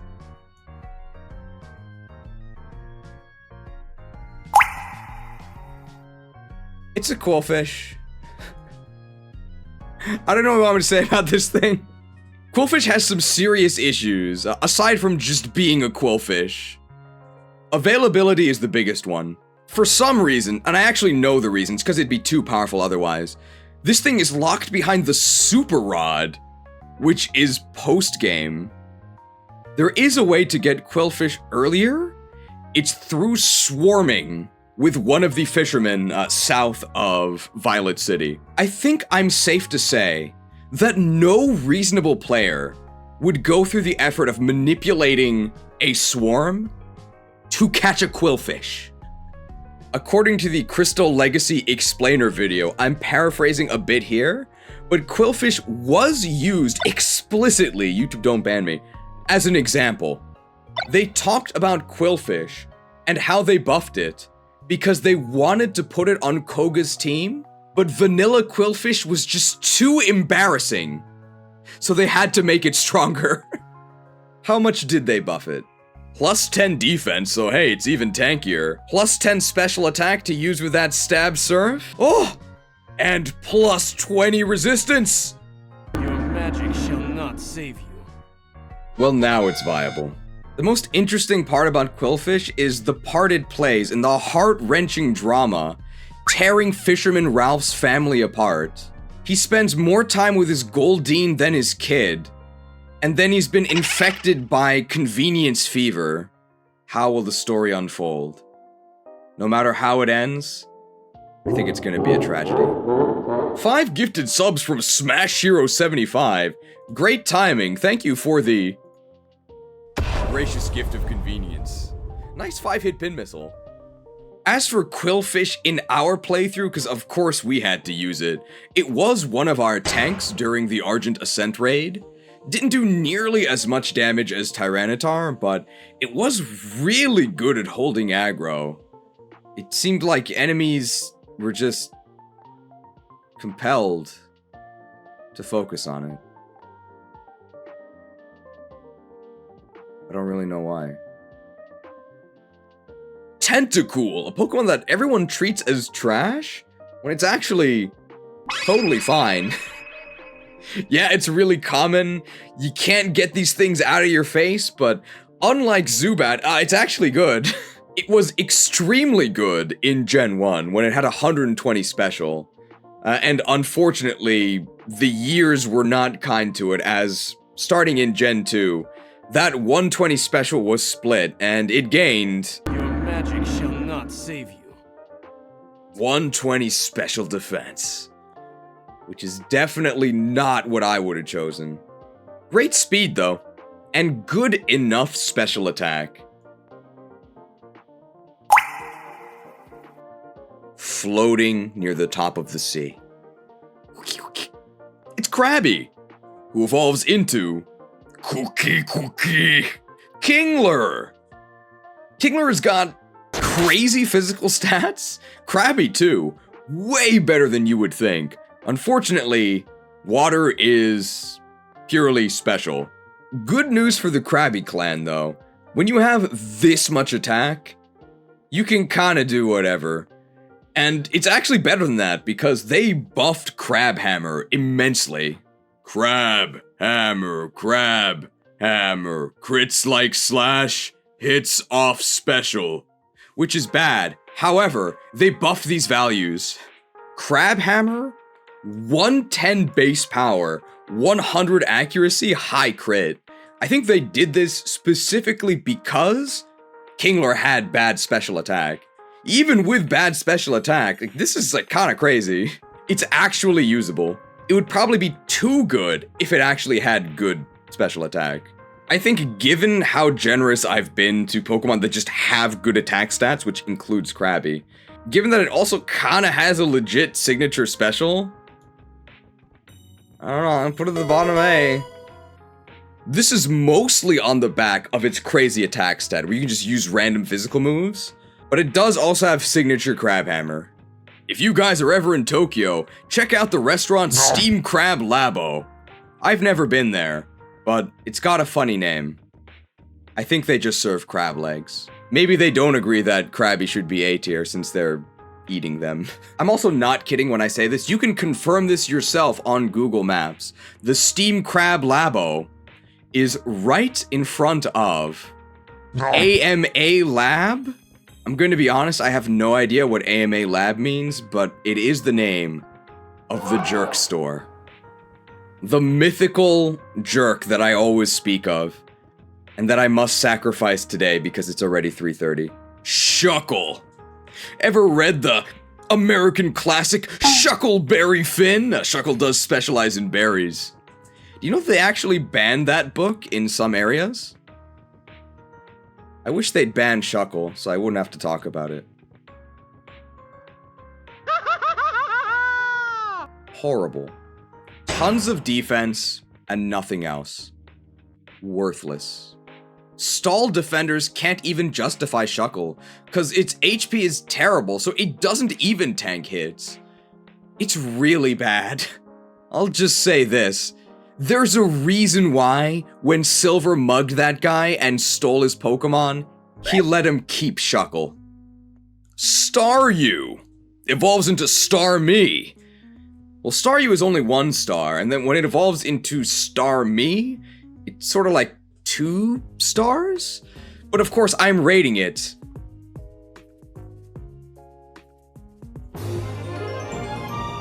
5 stars. Where did the other 3 stars come from? Biggest issue for the Staryu line in vanilla was that the Water Stone was Kanto exclusive. Now that you can get the Water Stone in Cianwood City, wow. You fish this thing up in Olivine, surf across the sea to Cianwood, slap it with a Water Stone, and congratulations. You have the absolute best vessel for TMs. You can give it Surf immediately, there's your stab. You can move, tutor it, Thunderbolt, and Ice Beam. You can just buy the coins for it. I think it becomes available after the 7th gym. And eventually you can give it Psychic. Those 4 moves, probably the single best moveset in the game. And the template they fit on is Starmie. Only reason it's not the absolute best is that Staryu itself isn't even available until like the 4th, 5th gym. And then it doesn't come fully online until you get the move tutors after the 7th gym.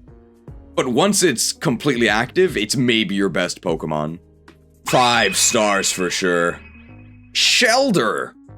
Another Water Stone Evo, which means that it's buffed by the new stone availability.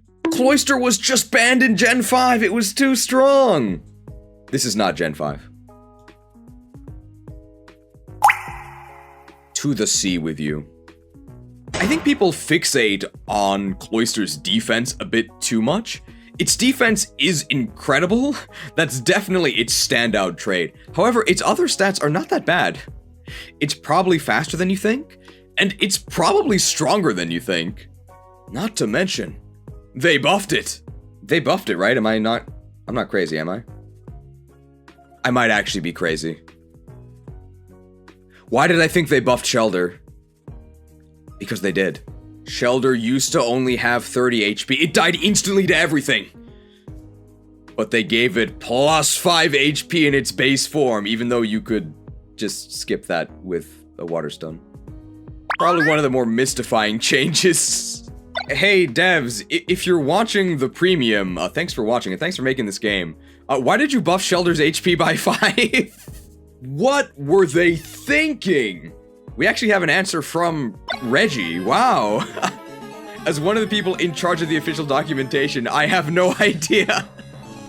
It's still a mystery. Pokemon Mystery Dungeon went. Why did they buff Shellder by 5 HP? Corsola, known in Japanese as Sunnygo. It's always sunny in Olivine.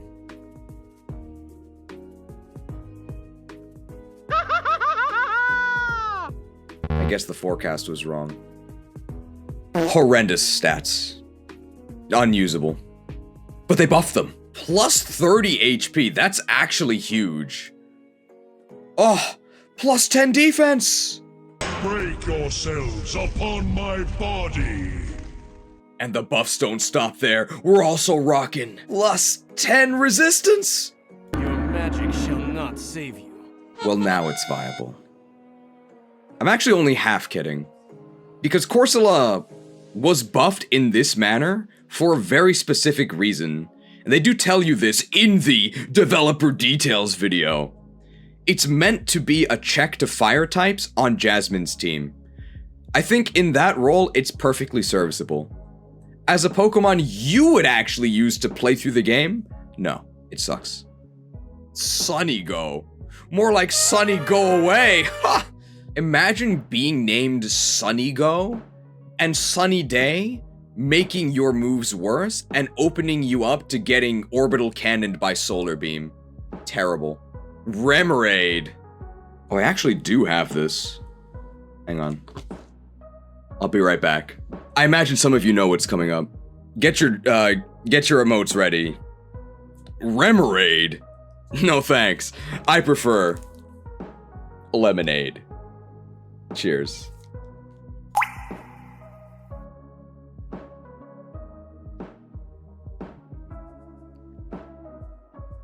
Refreshed. Look at us. Look at all the lemonade emotes. I'll never have to buy any again. Remoraid, what do you think? You heard about the Gen 5 incarnate forms? Well, here's C-tier incarnate. It's actually got a really cool move pool. Like, there's tons of ammo in this tank.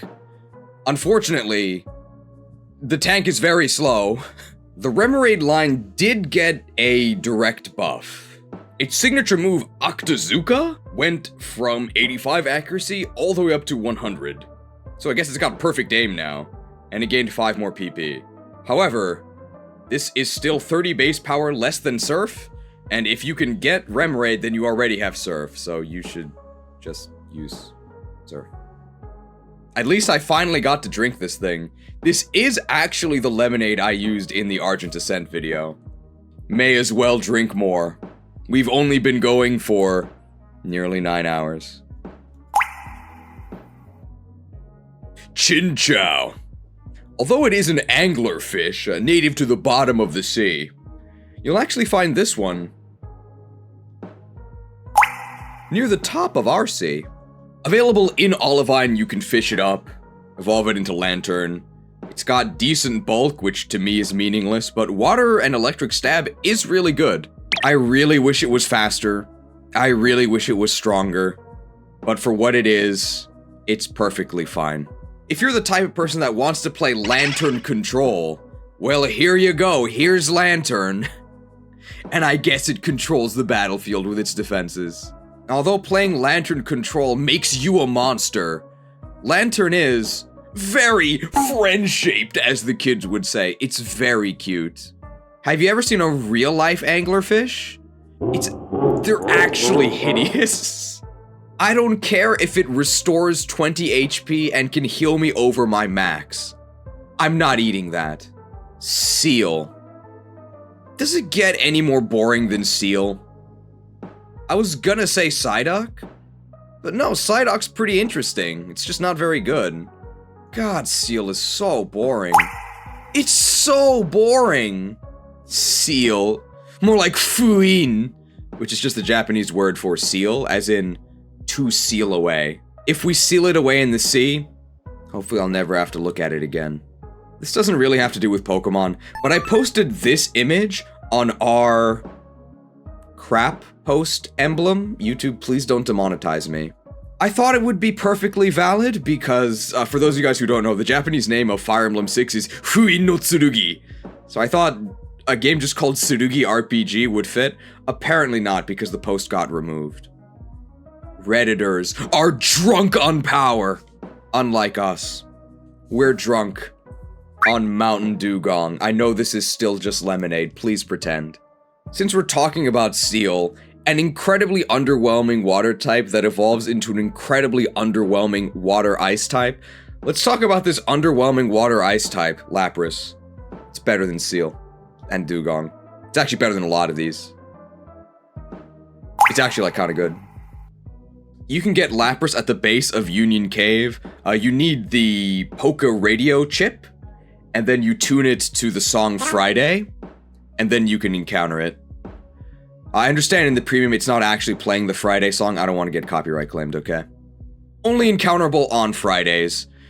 I'm actually not going to penalize it for that, because if you're playing Crystal Legacy, you're almost certainly playing on Nintendo PC.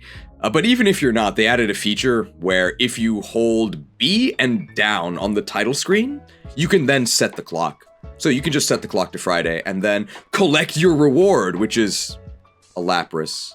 I actually don't think I'll be collecting mine. I'm not too interested. It's actually got really good moves. You've got Stab, Water, and Ice. You can get Thunderbolt. You can get Psychic. These moves are pretty good. It's Starmie, except it trades speed for bulk. And that's a terrible trade. No thanks. Lapras. More like Lapras! Nah, it's not that bad. Lapras. More like Lap... Pass. No thanks. Lickitung.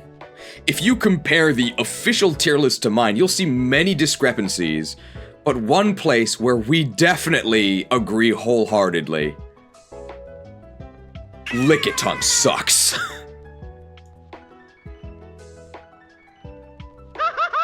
Lickitung peaked in the Stadium Sushi minigame. It's all been downhill since then. I guess that's why it evolves using rollout. Poor availability, you only get it outside Ice Path. Unacceptable stats. And this is with buffs.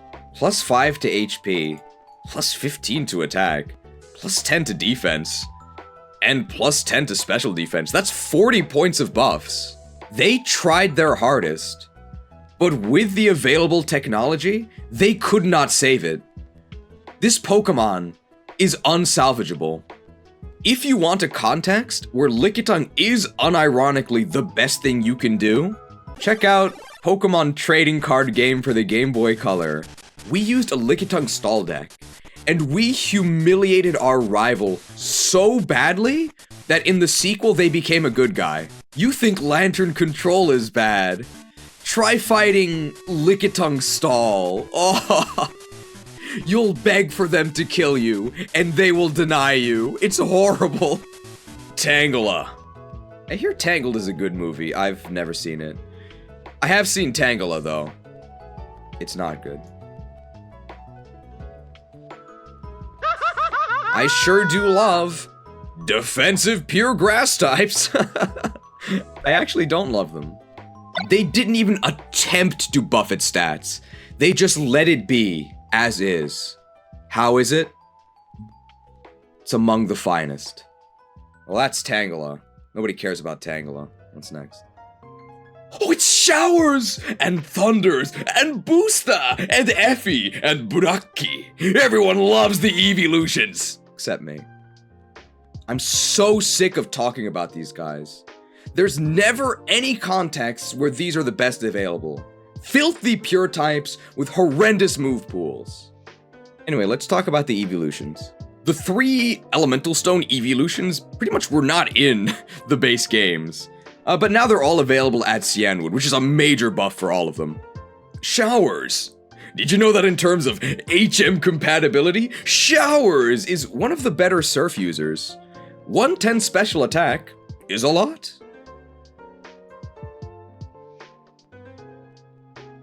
Okay. Probably enough to have it waddle out of the sea.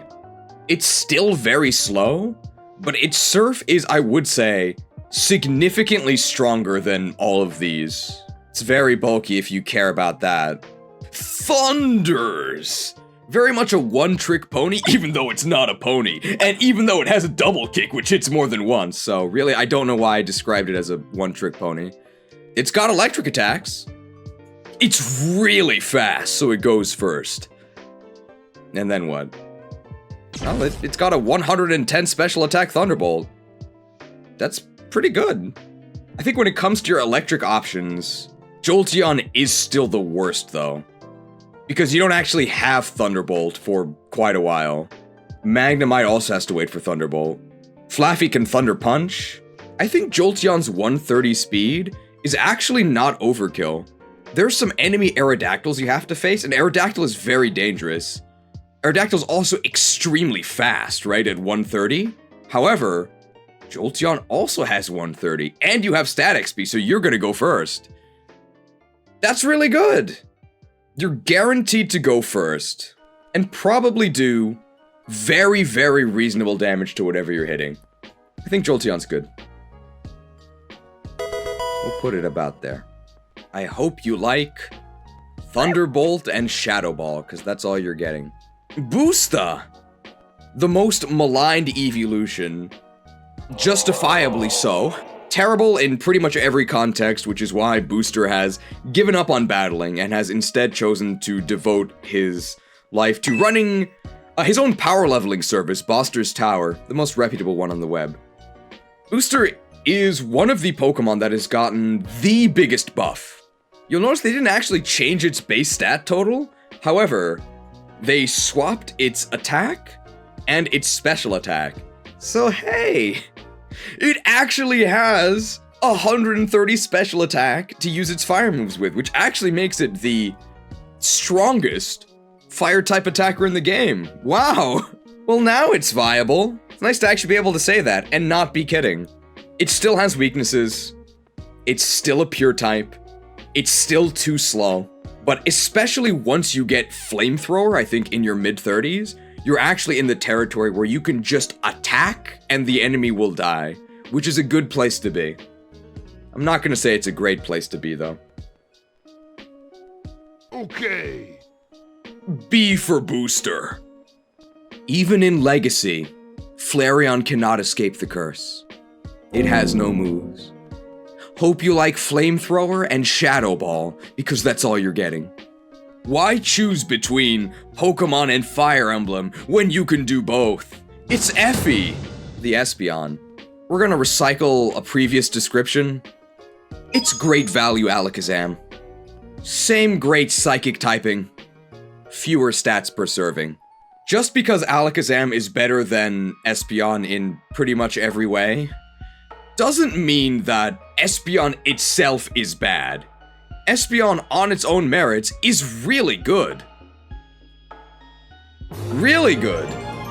Unfortunately, why would you ever use this thing when Abra is right there and better in pretty much every way?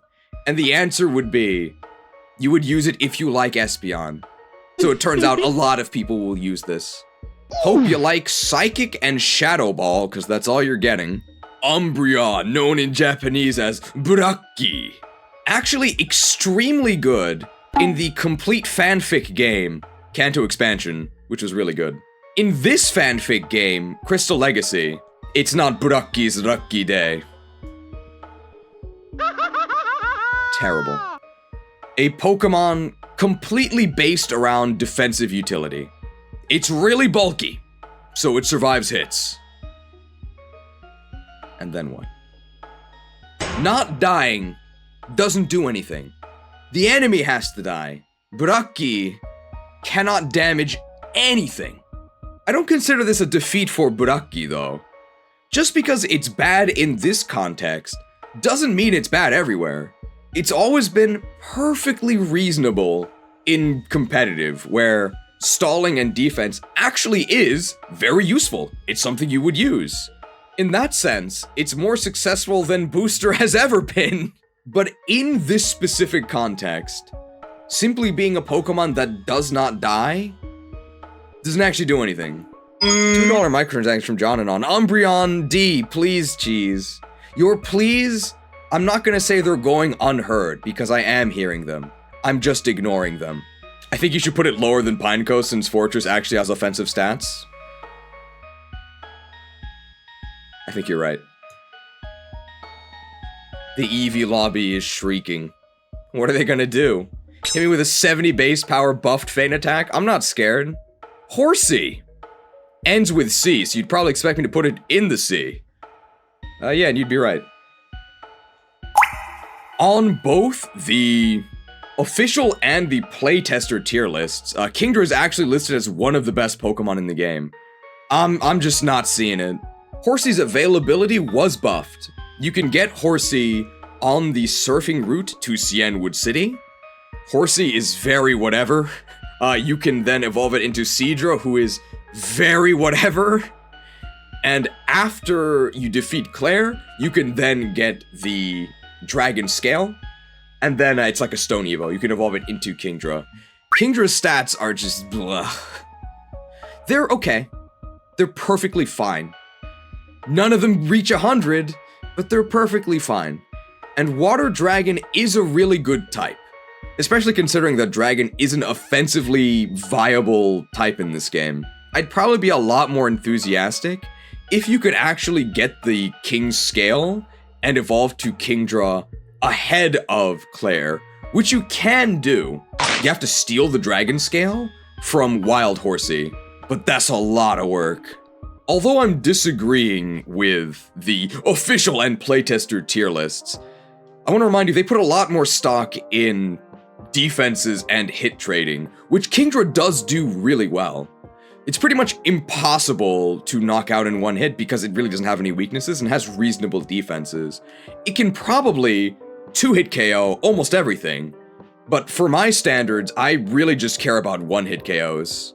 But I could certainly concede that maybe it's not C. We can move it up an entire one tier like that. How about that? If you're lucky and get an early Dragon Scale. Oh, I forgot to say this before, I guess I'll say it now. Dragon Scale, Dragon Scale. I hope you're happy. I'm not afraid of the Kingdra lobbyists, okay? They can hoot and holler, send their Kingdras to assassinate me. I've got Dunsparce, okay? I'm not afraid. They can't do anything! All of this without Serene Grace. Gligar!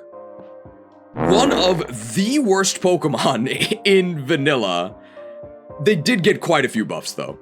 First big one is availability. Used to be only below Blackthorn City at an extremely low level. Now you can get it, I think, right before Mount Mortar, which is much better. If we're talking about stat buffs, 5 HP, 10 attack, and 5 speed, plus 20 total. Well, now it's viable. The far, far bigger buff to Gligar is this. Now gets Natural Earthquake at 38, whereas it used to just get nothing. So that is a huge buff. Gligar is certainly much better than it was in vanilla. However, it was horrible in vanilla.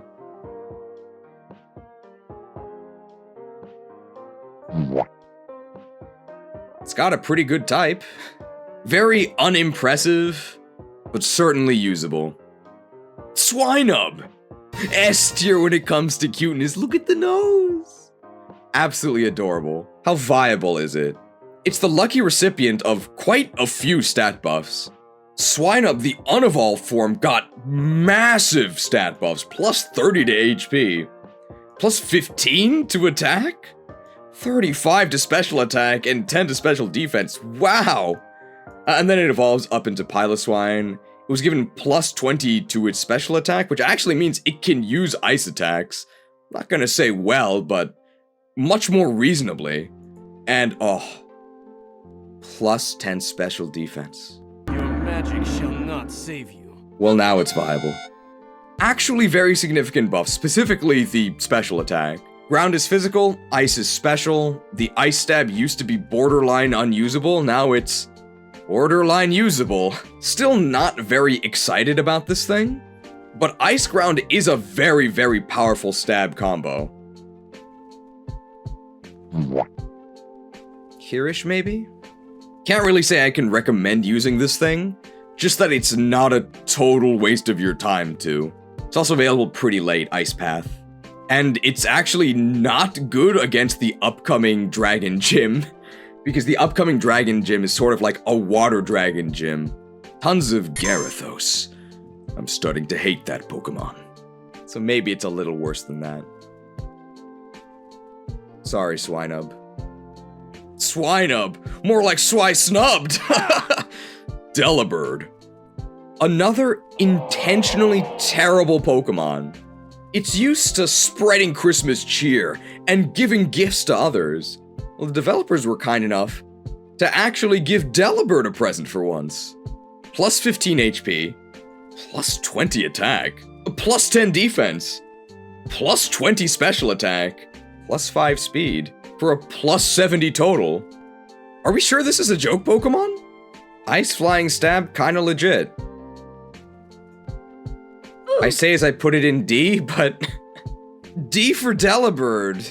Merry Christmas. When you're supposed to be a terrible Pokemon, this is a Christmas miracle. I actually think they buffed it too much. I think Delibird is supposed to be atrocious. I think it's actually too good. Phanpy. Available nice and early in Crystal. You can get it by going towards Blackthorn early from the south. Phanpy is actually really thick. I think it has 90 base HP in its base form. Decent attack. And then once it evolves into the Dawn, you've got some rockin' physical stats. Extremely outclassed by Geodude. But hey, Phanpy itself is still totally fun. It's more than totally fine, it's actually quite good. I think it's kind of comparable to Teddiursa. You can get both of them around the same time. They both have great physical stats, they're both a little bit too slow. But I would rather be a ground type than a normal type. Really good. It used to have a trash can move pool in vanilla, but they fixed it. Level 7 Mud Slap. Are we sure this thing's not too strong? And the actual buff. Level 14 Magnitude. Very powerful. Phanpy's pretty good. I'd put the Dawn on my team. Quakes for Arceus! Mantine. Maybe it's Mantine. It's definitely a water type. Maybe this Remoraid fell off one of its wings. I do have to say. I think that Mantine is a clear example of the ROM developers being a bit too cheeky. If you look here, you'll see that Mantine was given a plus 10 attack buff. Not only is that completely inconsequential, it is a violation, a complete show of disrespect for the original vision of the developers of Gold and Silver. Mantine was designed explicitly, YouTube don't ban me, as a special parallel to Skarmory. They have exactly mirrored stats, physical and special. By breaking this symmetry, they may as well be telling the original developers. Very naughty words, okay? I can't believe they would show such disrespect. Oh, Game Freak officially broke the symmetry. Well, that's embarrassing. You could ignore all of that, sorry. Skarmory! The metal Mantine? Or maybe Mantine is moist Skarmory, who can say? I thought this game only had Gen 2 Pokemon, and yet they backported in Skarmory? Very strange decision. Well, if you're gonna be a physical wall, you may as well be invincible. That's what Skarmory is. And unlike most walls where they can't really do anything, Skarmory actually can. Its attack and speed aren't great, but they are way better than pure dedicated walls like these two. For that reason, I think Skarmory's a lot better than they are. This whole zone down here, probably Pokemon that aren't going to be one-hit KOing enemies, But these Pokemon actually have a risk of dying when they don't kill. Skarmory does not. Skarmory can never die, and your opponents eventually will. Its attack stat is probably a lot better than you think. I'd rather have Stab Surf though, but Drill Peck and the buffed Steel Wing are okay.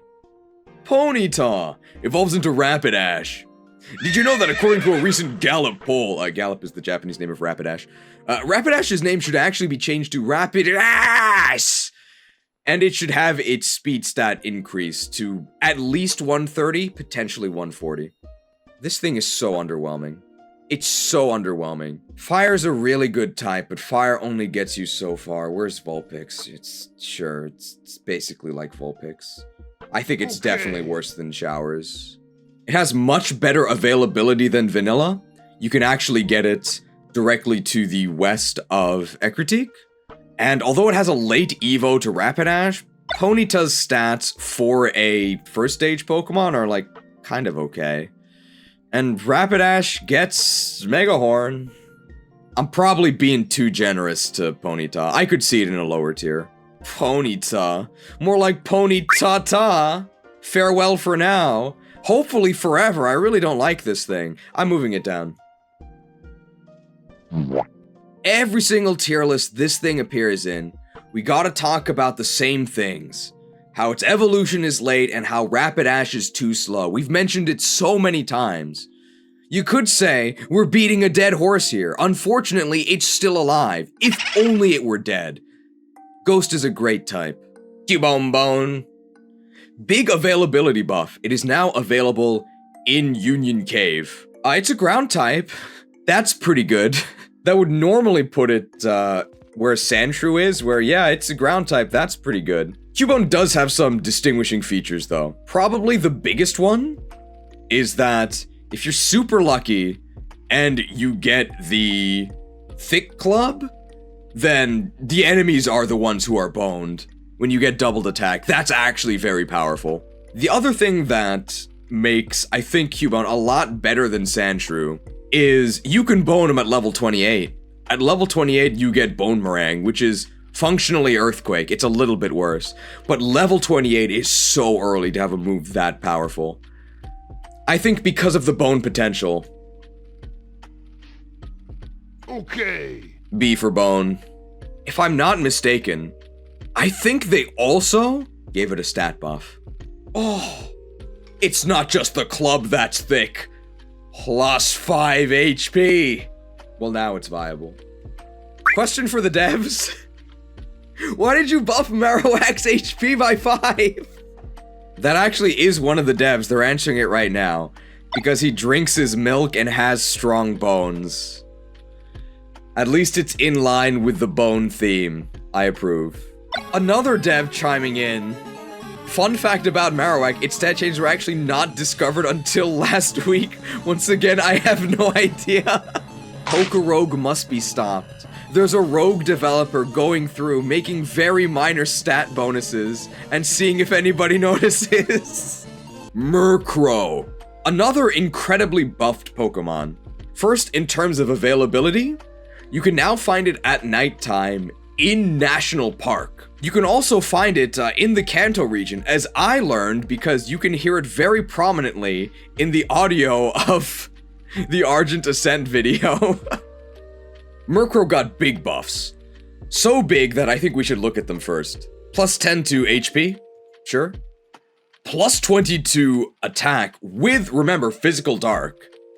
They also buffed Feint Attack to be 70 base power. And remember that Sky Attack is now Flying type Hydro Pump. Plus 10 defense. Wow. This thing's so durable. Break yourselves upon my body. Break yourself upon my wings. Oh, they nerfed its special attack by 9. That's fair enough. You don't want it to be too strong. Plus 10 res. Your magic shall not save you. They buffed its defense and its res. How do you kill this thing? And plus 4 speed.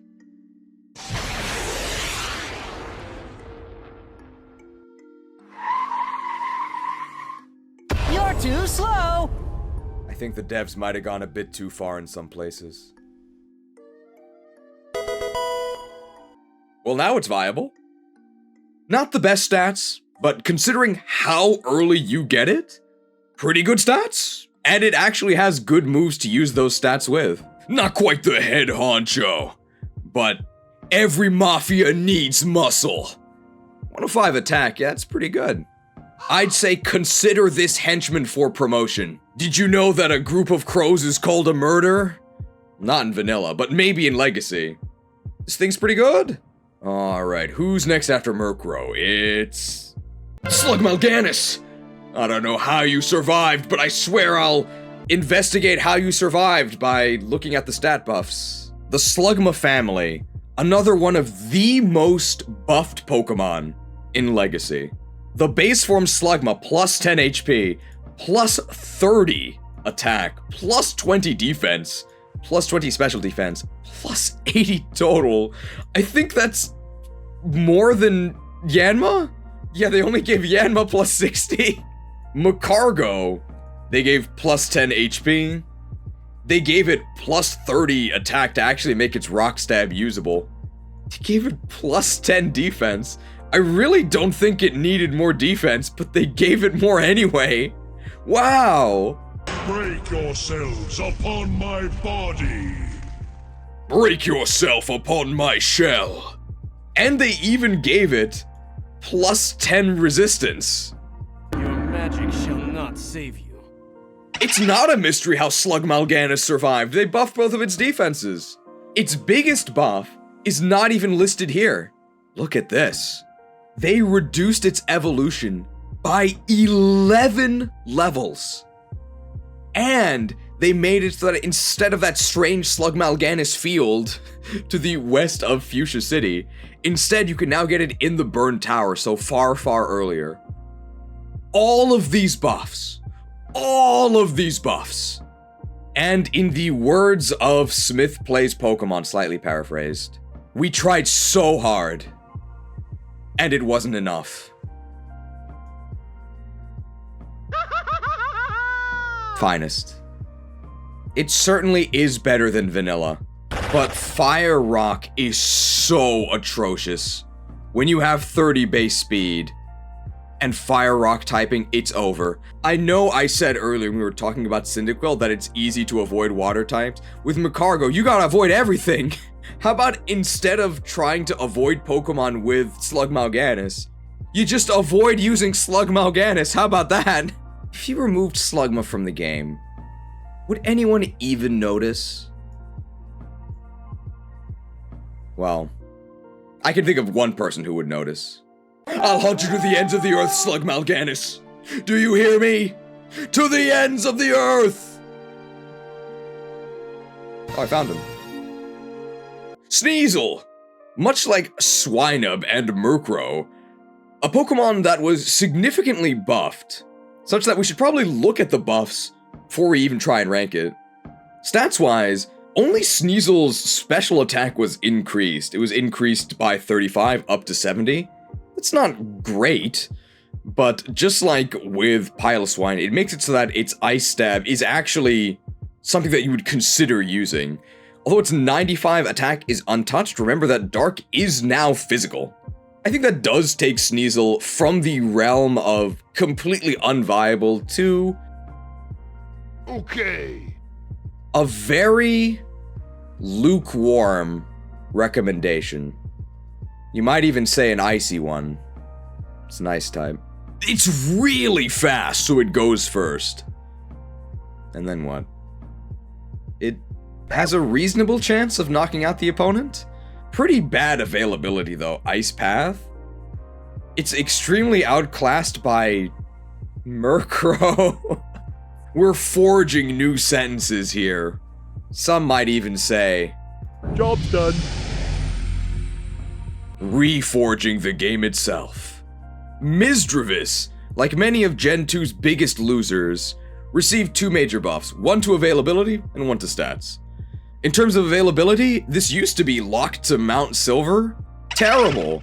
But you can now actually get it in the basement of the Burn Tower. Much better. Stats-wise, the buffs are far more modest. It was given +5 in special attack. Sure. Oh, +10 in special defense. Your magic shall not save you. How do you kill that which is already dead? And plus 10 in speed, which is nice, although it was probably already fast enough. It's undeniably stronger. And it received the massive indirect buff of Ghost now being special. I think it still ends up being worse than Ghastly, a Pokemon that can then evolve twice. But Ghastly's really busted. Misdreavus is perfectly fine. We have a tier for Pokemon that are perfectly fine, right? Okay. Hereish? We didn't talk about it that much with Ghastly, because Ghastly doesn't really have to worry about it, because Ghastly's enemies just die. But the Ghost type causes, like, half of enemies' attacks to just be useless, because there's a bunch of random normal moves that just don't even affect you. Misdreavus both does and doesn't have to worry about that. It doesn't have to worry about that, because they can't even affect Misdreavus. But it does have to worry about it, because the enemy might not be dead, which means they're gonna attack you. I think Misdreavus is one of the Crystal Legacy success stories. A Pokemon that was literally unusable in the original Crystal because it was not even there. And now, it's a perfectly reasonable Pokemon that you might actually consider putting on your team. In that sense, outstanding success. Porygon. One of our most used small emotes, not because Porygon itself is bad, but because we often encounter some,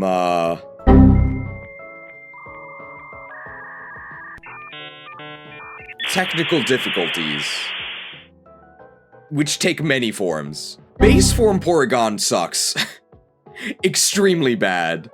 You can buy it at the game corner for, I wouldn't say an outrageous price. I think the term is, pay to win? Well, with Porygon, you definitely pay and you don't really win. What do they call those deals? Am I allowed to say scams? Hopefully that doesn't get demonetized.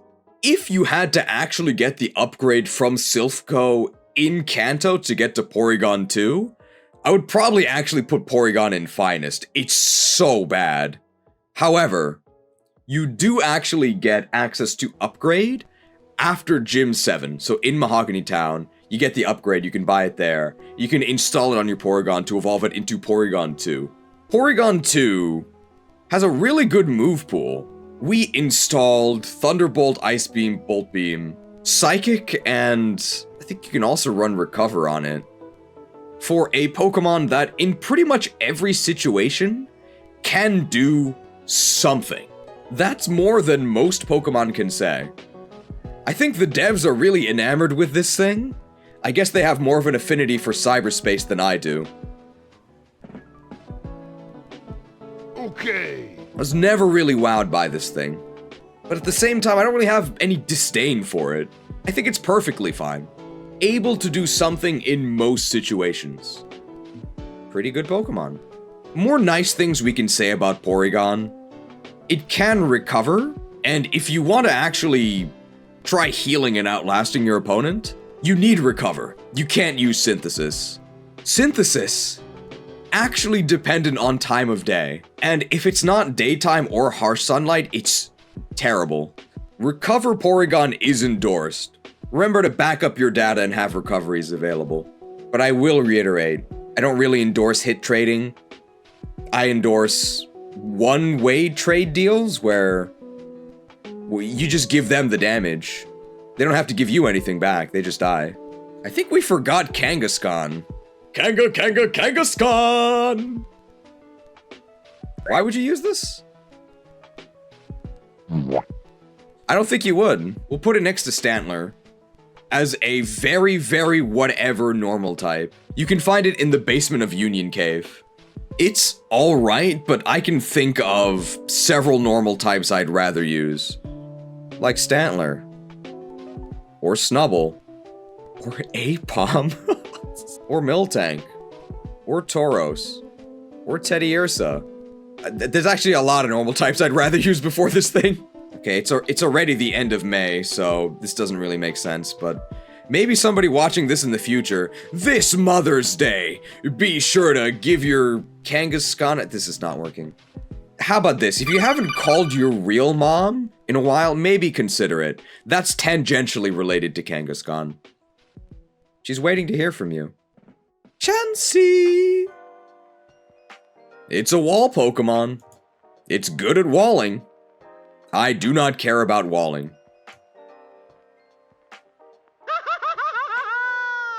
That's actually probably worse than that. It's really bad. It's really bad. What does Chansey do? It definitely survives special hits. It maybe survives physical hits. Its physical defense is very bad, but it has so much HP that it can maybe survive one, especially with stat XP. So you've survived the enemy attack. Great. Now what? Ammonite, Kabuto, and Aerodactyl, the fossil crew.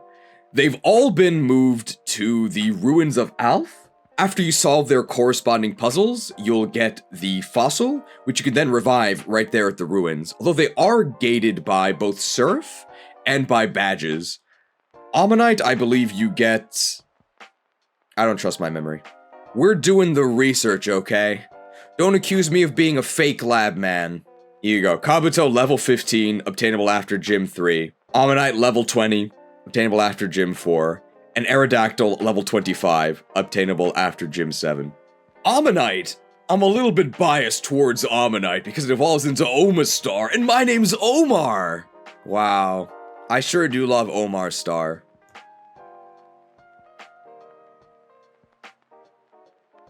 It used to inhabit primordial seas. And now it swims among the modern sea. The more times change, the more they stay the same. Really, really, really good special attack, eventually. Kabuto, unfortunately, not only has an incredibly lazy name, Kabuto is literally just the Japanese word for helmet. It also desperately awaits the Gen 4 physical special split. Once that happens, it's actually pretty good. Until then... it's definitely a sea critter, and not one of the better ones. Its special attack is, I would say, unusably bad. It's like a last resort, but its physical attack is actually pretty good, and hey, it's got Stab Rock. Ammonite and Kabuto, they are destined for the sea. Aerodactyl is destined to soar the skies above. The testers and the official tier list really like Aerodactyl.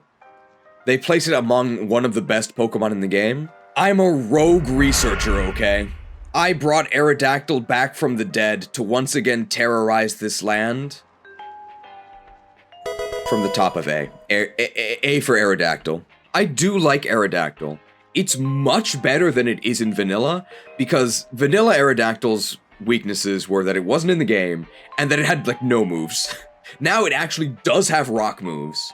You can give it Earthquake, and you can give it Sky Attack. Not to mention, it's really fast. So it goes first. And then what? It probably sweeps. You know what? I'm not gonna be too much of a renegade. S for Aerodactyl. The S is silent, I guess. My main qualm with this thing is that it's underleveled. That's undeniable. If you could resurrect this as soon as you got the fossil, so Gym 4, maybe one of the best Pokemon in the game. The issue is that it's gated behind Gym 7, and it's a 1-2 punch. There's double kick, not double punch. It's underleveled. It resurrects at level 25. So I guess it's got resurrection sickness. You also have to worry about the durability damage. Is it worth catching up? I think it is.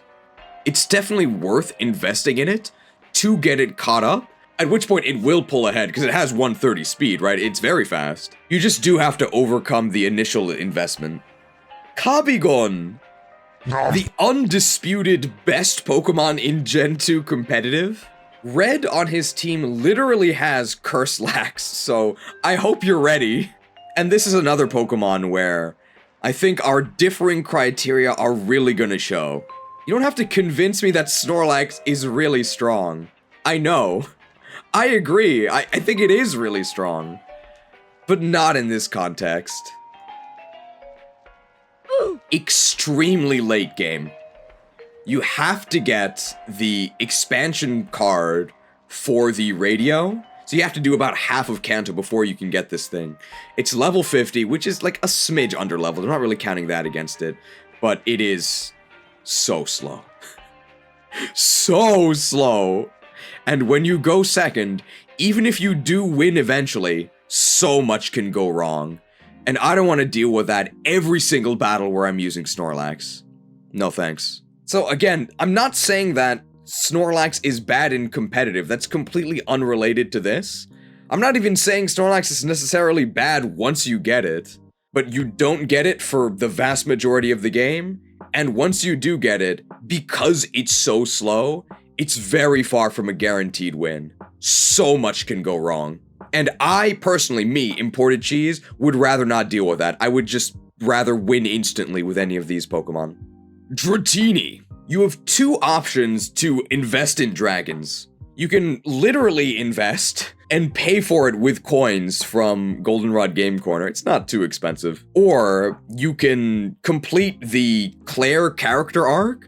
After you humiliate her with Dunsparce, she cries and goes over to the Dragon's Den. You can then answer some trivia and get yourself an Extreme Speed Dratini. For both of these draconic investment opportunities, I think your EXP is best spent elsewhere. I think it is far, far worse than Tyranitar. You don't get the same payoff, and as you're investing in Larvitar, it can still fight. It's still okay, it's just not great, until it becomes Tyranitar, at which point it's amazing. Dratini and Dragonair both kind of suck. They're very, very underwhelming, and then when you get to Dragonite, it's still kinda underwhelming, Never unusably bad, but never worth using. Do you know that Dragonite's Japanese name is Kairyu?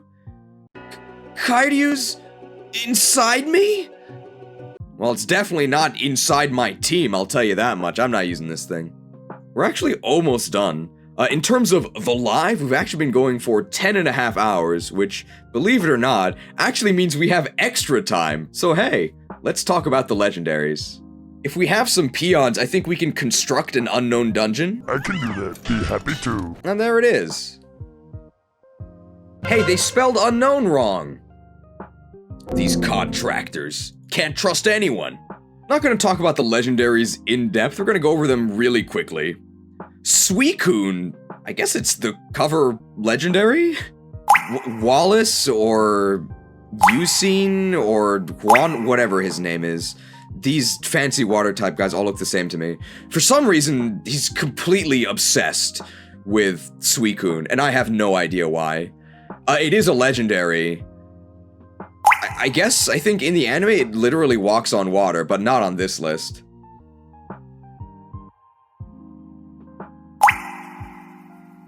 Super C tier. Cool, bulky, defensive water type. I'm not impressed. Raikou. I think that's how it's pronounced. I do live in Japan.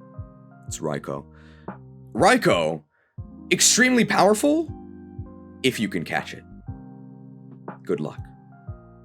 They did make the roaming legendaries a bit less obnoxious. You now have them registered in your decks as soon as you encounter them in the burned tower, so you can track them. That's some of the randomness out of the way. They also removed Roar from their movesets, so they're slightly less obnoxious to catch. You still have to track them down, you still have to trap them with either Mean Look or Spiderweb, otherwise they'll just run away, and they purge themselves of status after they flee. Extremely obnoxious to try and capture. I recommend using the Master Ball. Raikou is really powerful once you get it. It's basically just better Jolteon. Jolteon is faster, but that literally only matters against Aerodactyl. Raikou is stronger, which matters against everything else, so if you gave me the choice, I'd probably rather use Raikou. Entei, the Flame Emperor. As the spiritual successor to Flareon, I mean that literally, it's a Flareon that died in a fire and came back as an Entei. It received the Flareon treatment, its attack and special attack were flipped. I think Entei is overall better than Flareon. It's significantly faster.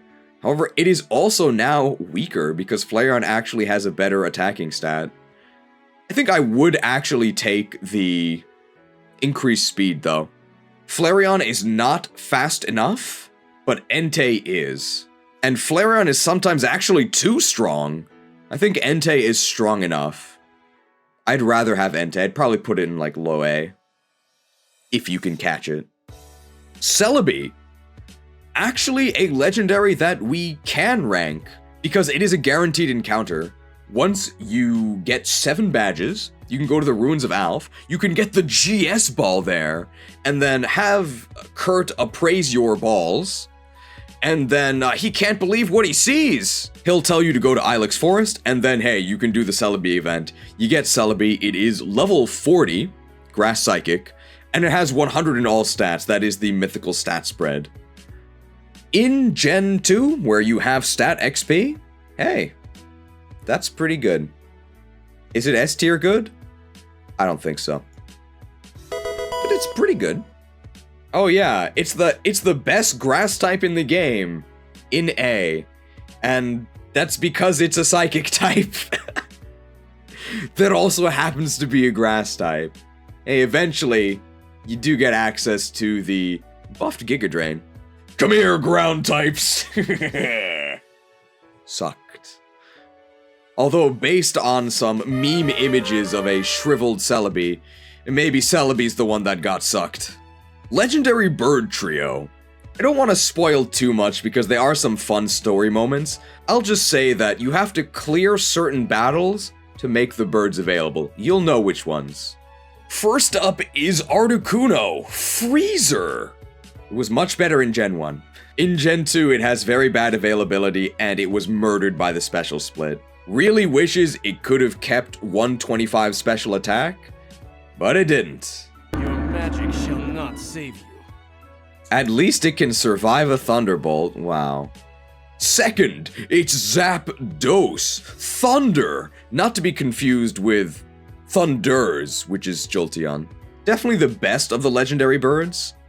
Really great electric type attacker. Probably your best electric option once you unlock it, but that is very late game. Moltres, the third one, is probably better than Articuno after Articuno got murdered by the special split, but still a pretty unimpressive Pokemon. You'd think that 125 special fire attacks would be worth something, but Boosters got 130 way earlier, and I don't think Boosters that good. Very bad availability, but probably good enough speed. And hey, 125 special fire attacks do hurt. Lugia. Some crazy card collecting freak is obsessed with this thing. I don't know why. I think he's like one of those water trainers. I seriously cannot tell them apart. And Lugia is a water type, right? I mean, it lives in the ocean. It's the defensive of the cover legendaries, but even though it's defensive, its offenses are actually very reasonable. It's pretty good. Probably worth the effort to go get it, but very late game. You have to reach Pewter City first. So that's around the time you can get Snorlax. Very late. Of the two, I would say that Ho-Oh is generally better, except in this gen, cause there's so many targets to hit with psychic moves. Although really, by the time you obtain these guys, the game is basically over, so there really aren't targets of any type to hit. Ho-Oh has a really good attack stat, which is sadly wasted because fire is special. However, the one stat it has that's not wasted Your magic shall not save you. is that juicy res stat. What are special attackers gonna do? Unfortunately, once you actually hit level 6 with Blood Mage and are able to summon Phoenix and shout at your enemies that vengeance burns, the game is over. So great if you can get it, but hey, you're already pretty much at the credits, so can't give it too much credit for that. Mewtwo, obtainable literally as the last thing you can do in what we're considering in-game, without going into too many spoilers, but obviously incredible. Unfortunately, you can't really use it. And Mew is a Dex completion reward, so it is probably the last thing you will ever do in your Legacy playthrough. It's more of just a commemorative reward than an actual Pokemon you can use. Those are the legendaries, but we do actually have one final trio of Pokemon to talk about. Some of you have probably been wondering, when are you going to talk about the Kanto starters, which are all available? They're all available right before Victory Road, and they all have a 1% encounter at different times of day. I know starters are some of the most beloved Pokemon. The starters themselves are not very good. What makes them good is that they're guaranteed, and they're at the very start of the game. These are not at the start of the game, they are near the end of the game, and they are level 5, so critically underleveled. And, as we discovered, they are most certainly not guaranteed.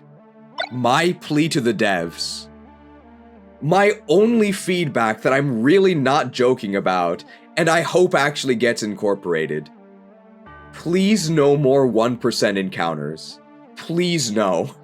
There's video evidence, okay? Video evidence. Nearly 5 hours collectively across the playthrough of our descent into madness, attempting to hit one of the 1% encounters. It was so bad that a developer was literally in the chat, and they themselves were beginning to doubt if the Pokemon was in the game. The starters are actually in their evolved forms at a 5% encounter outside of Mount Silver. I think a 5% encounter is perfectly acceptable in terms of making an encounter rare and still exciting to hit. With a 1% encounter, I think the chance for things to go awry, or as OSRS players would say, for things to go dry, it's just too high.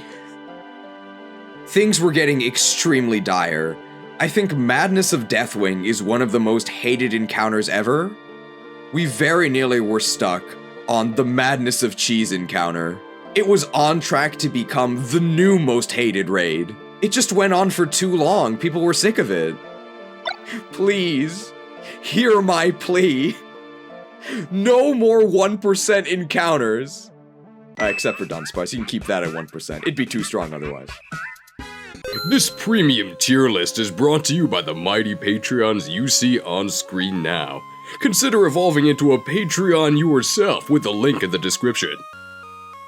Extra special thanks to Alyo for creating this wonderful thumbnail featuring a very fair and balanced 500 BST Pokemon by the second gym, thanks.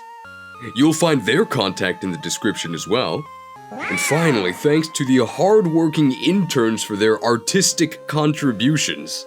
There is now a fully functioning small edit Pokédex with all of Gen 1 and 2 and many beyond even that.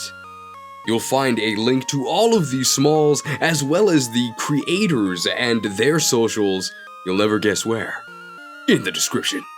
Thanks again to the interns, and thanks to you for watching.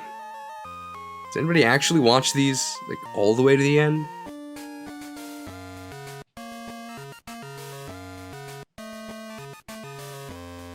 Well, if you did, thanks.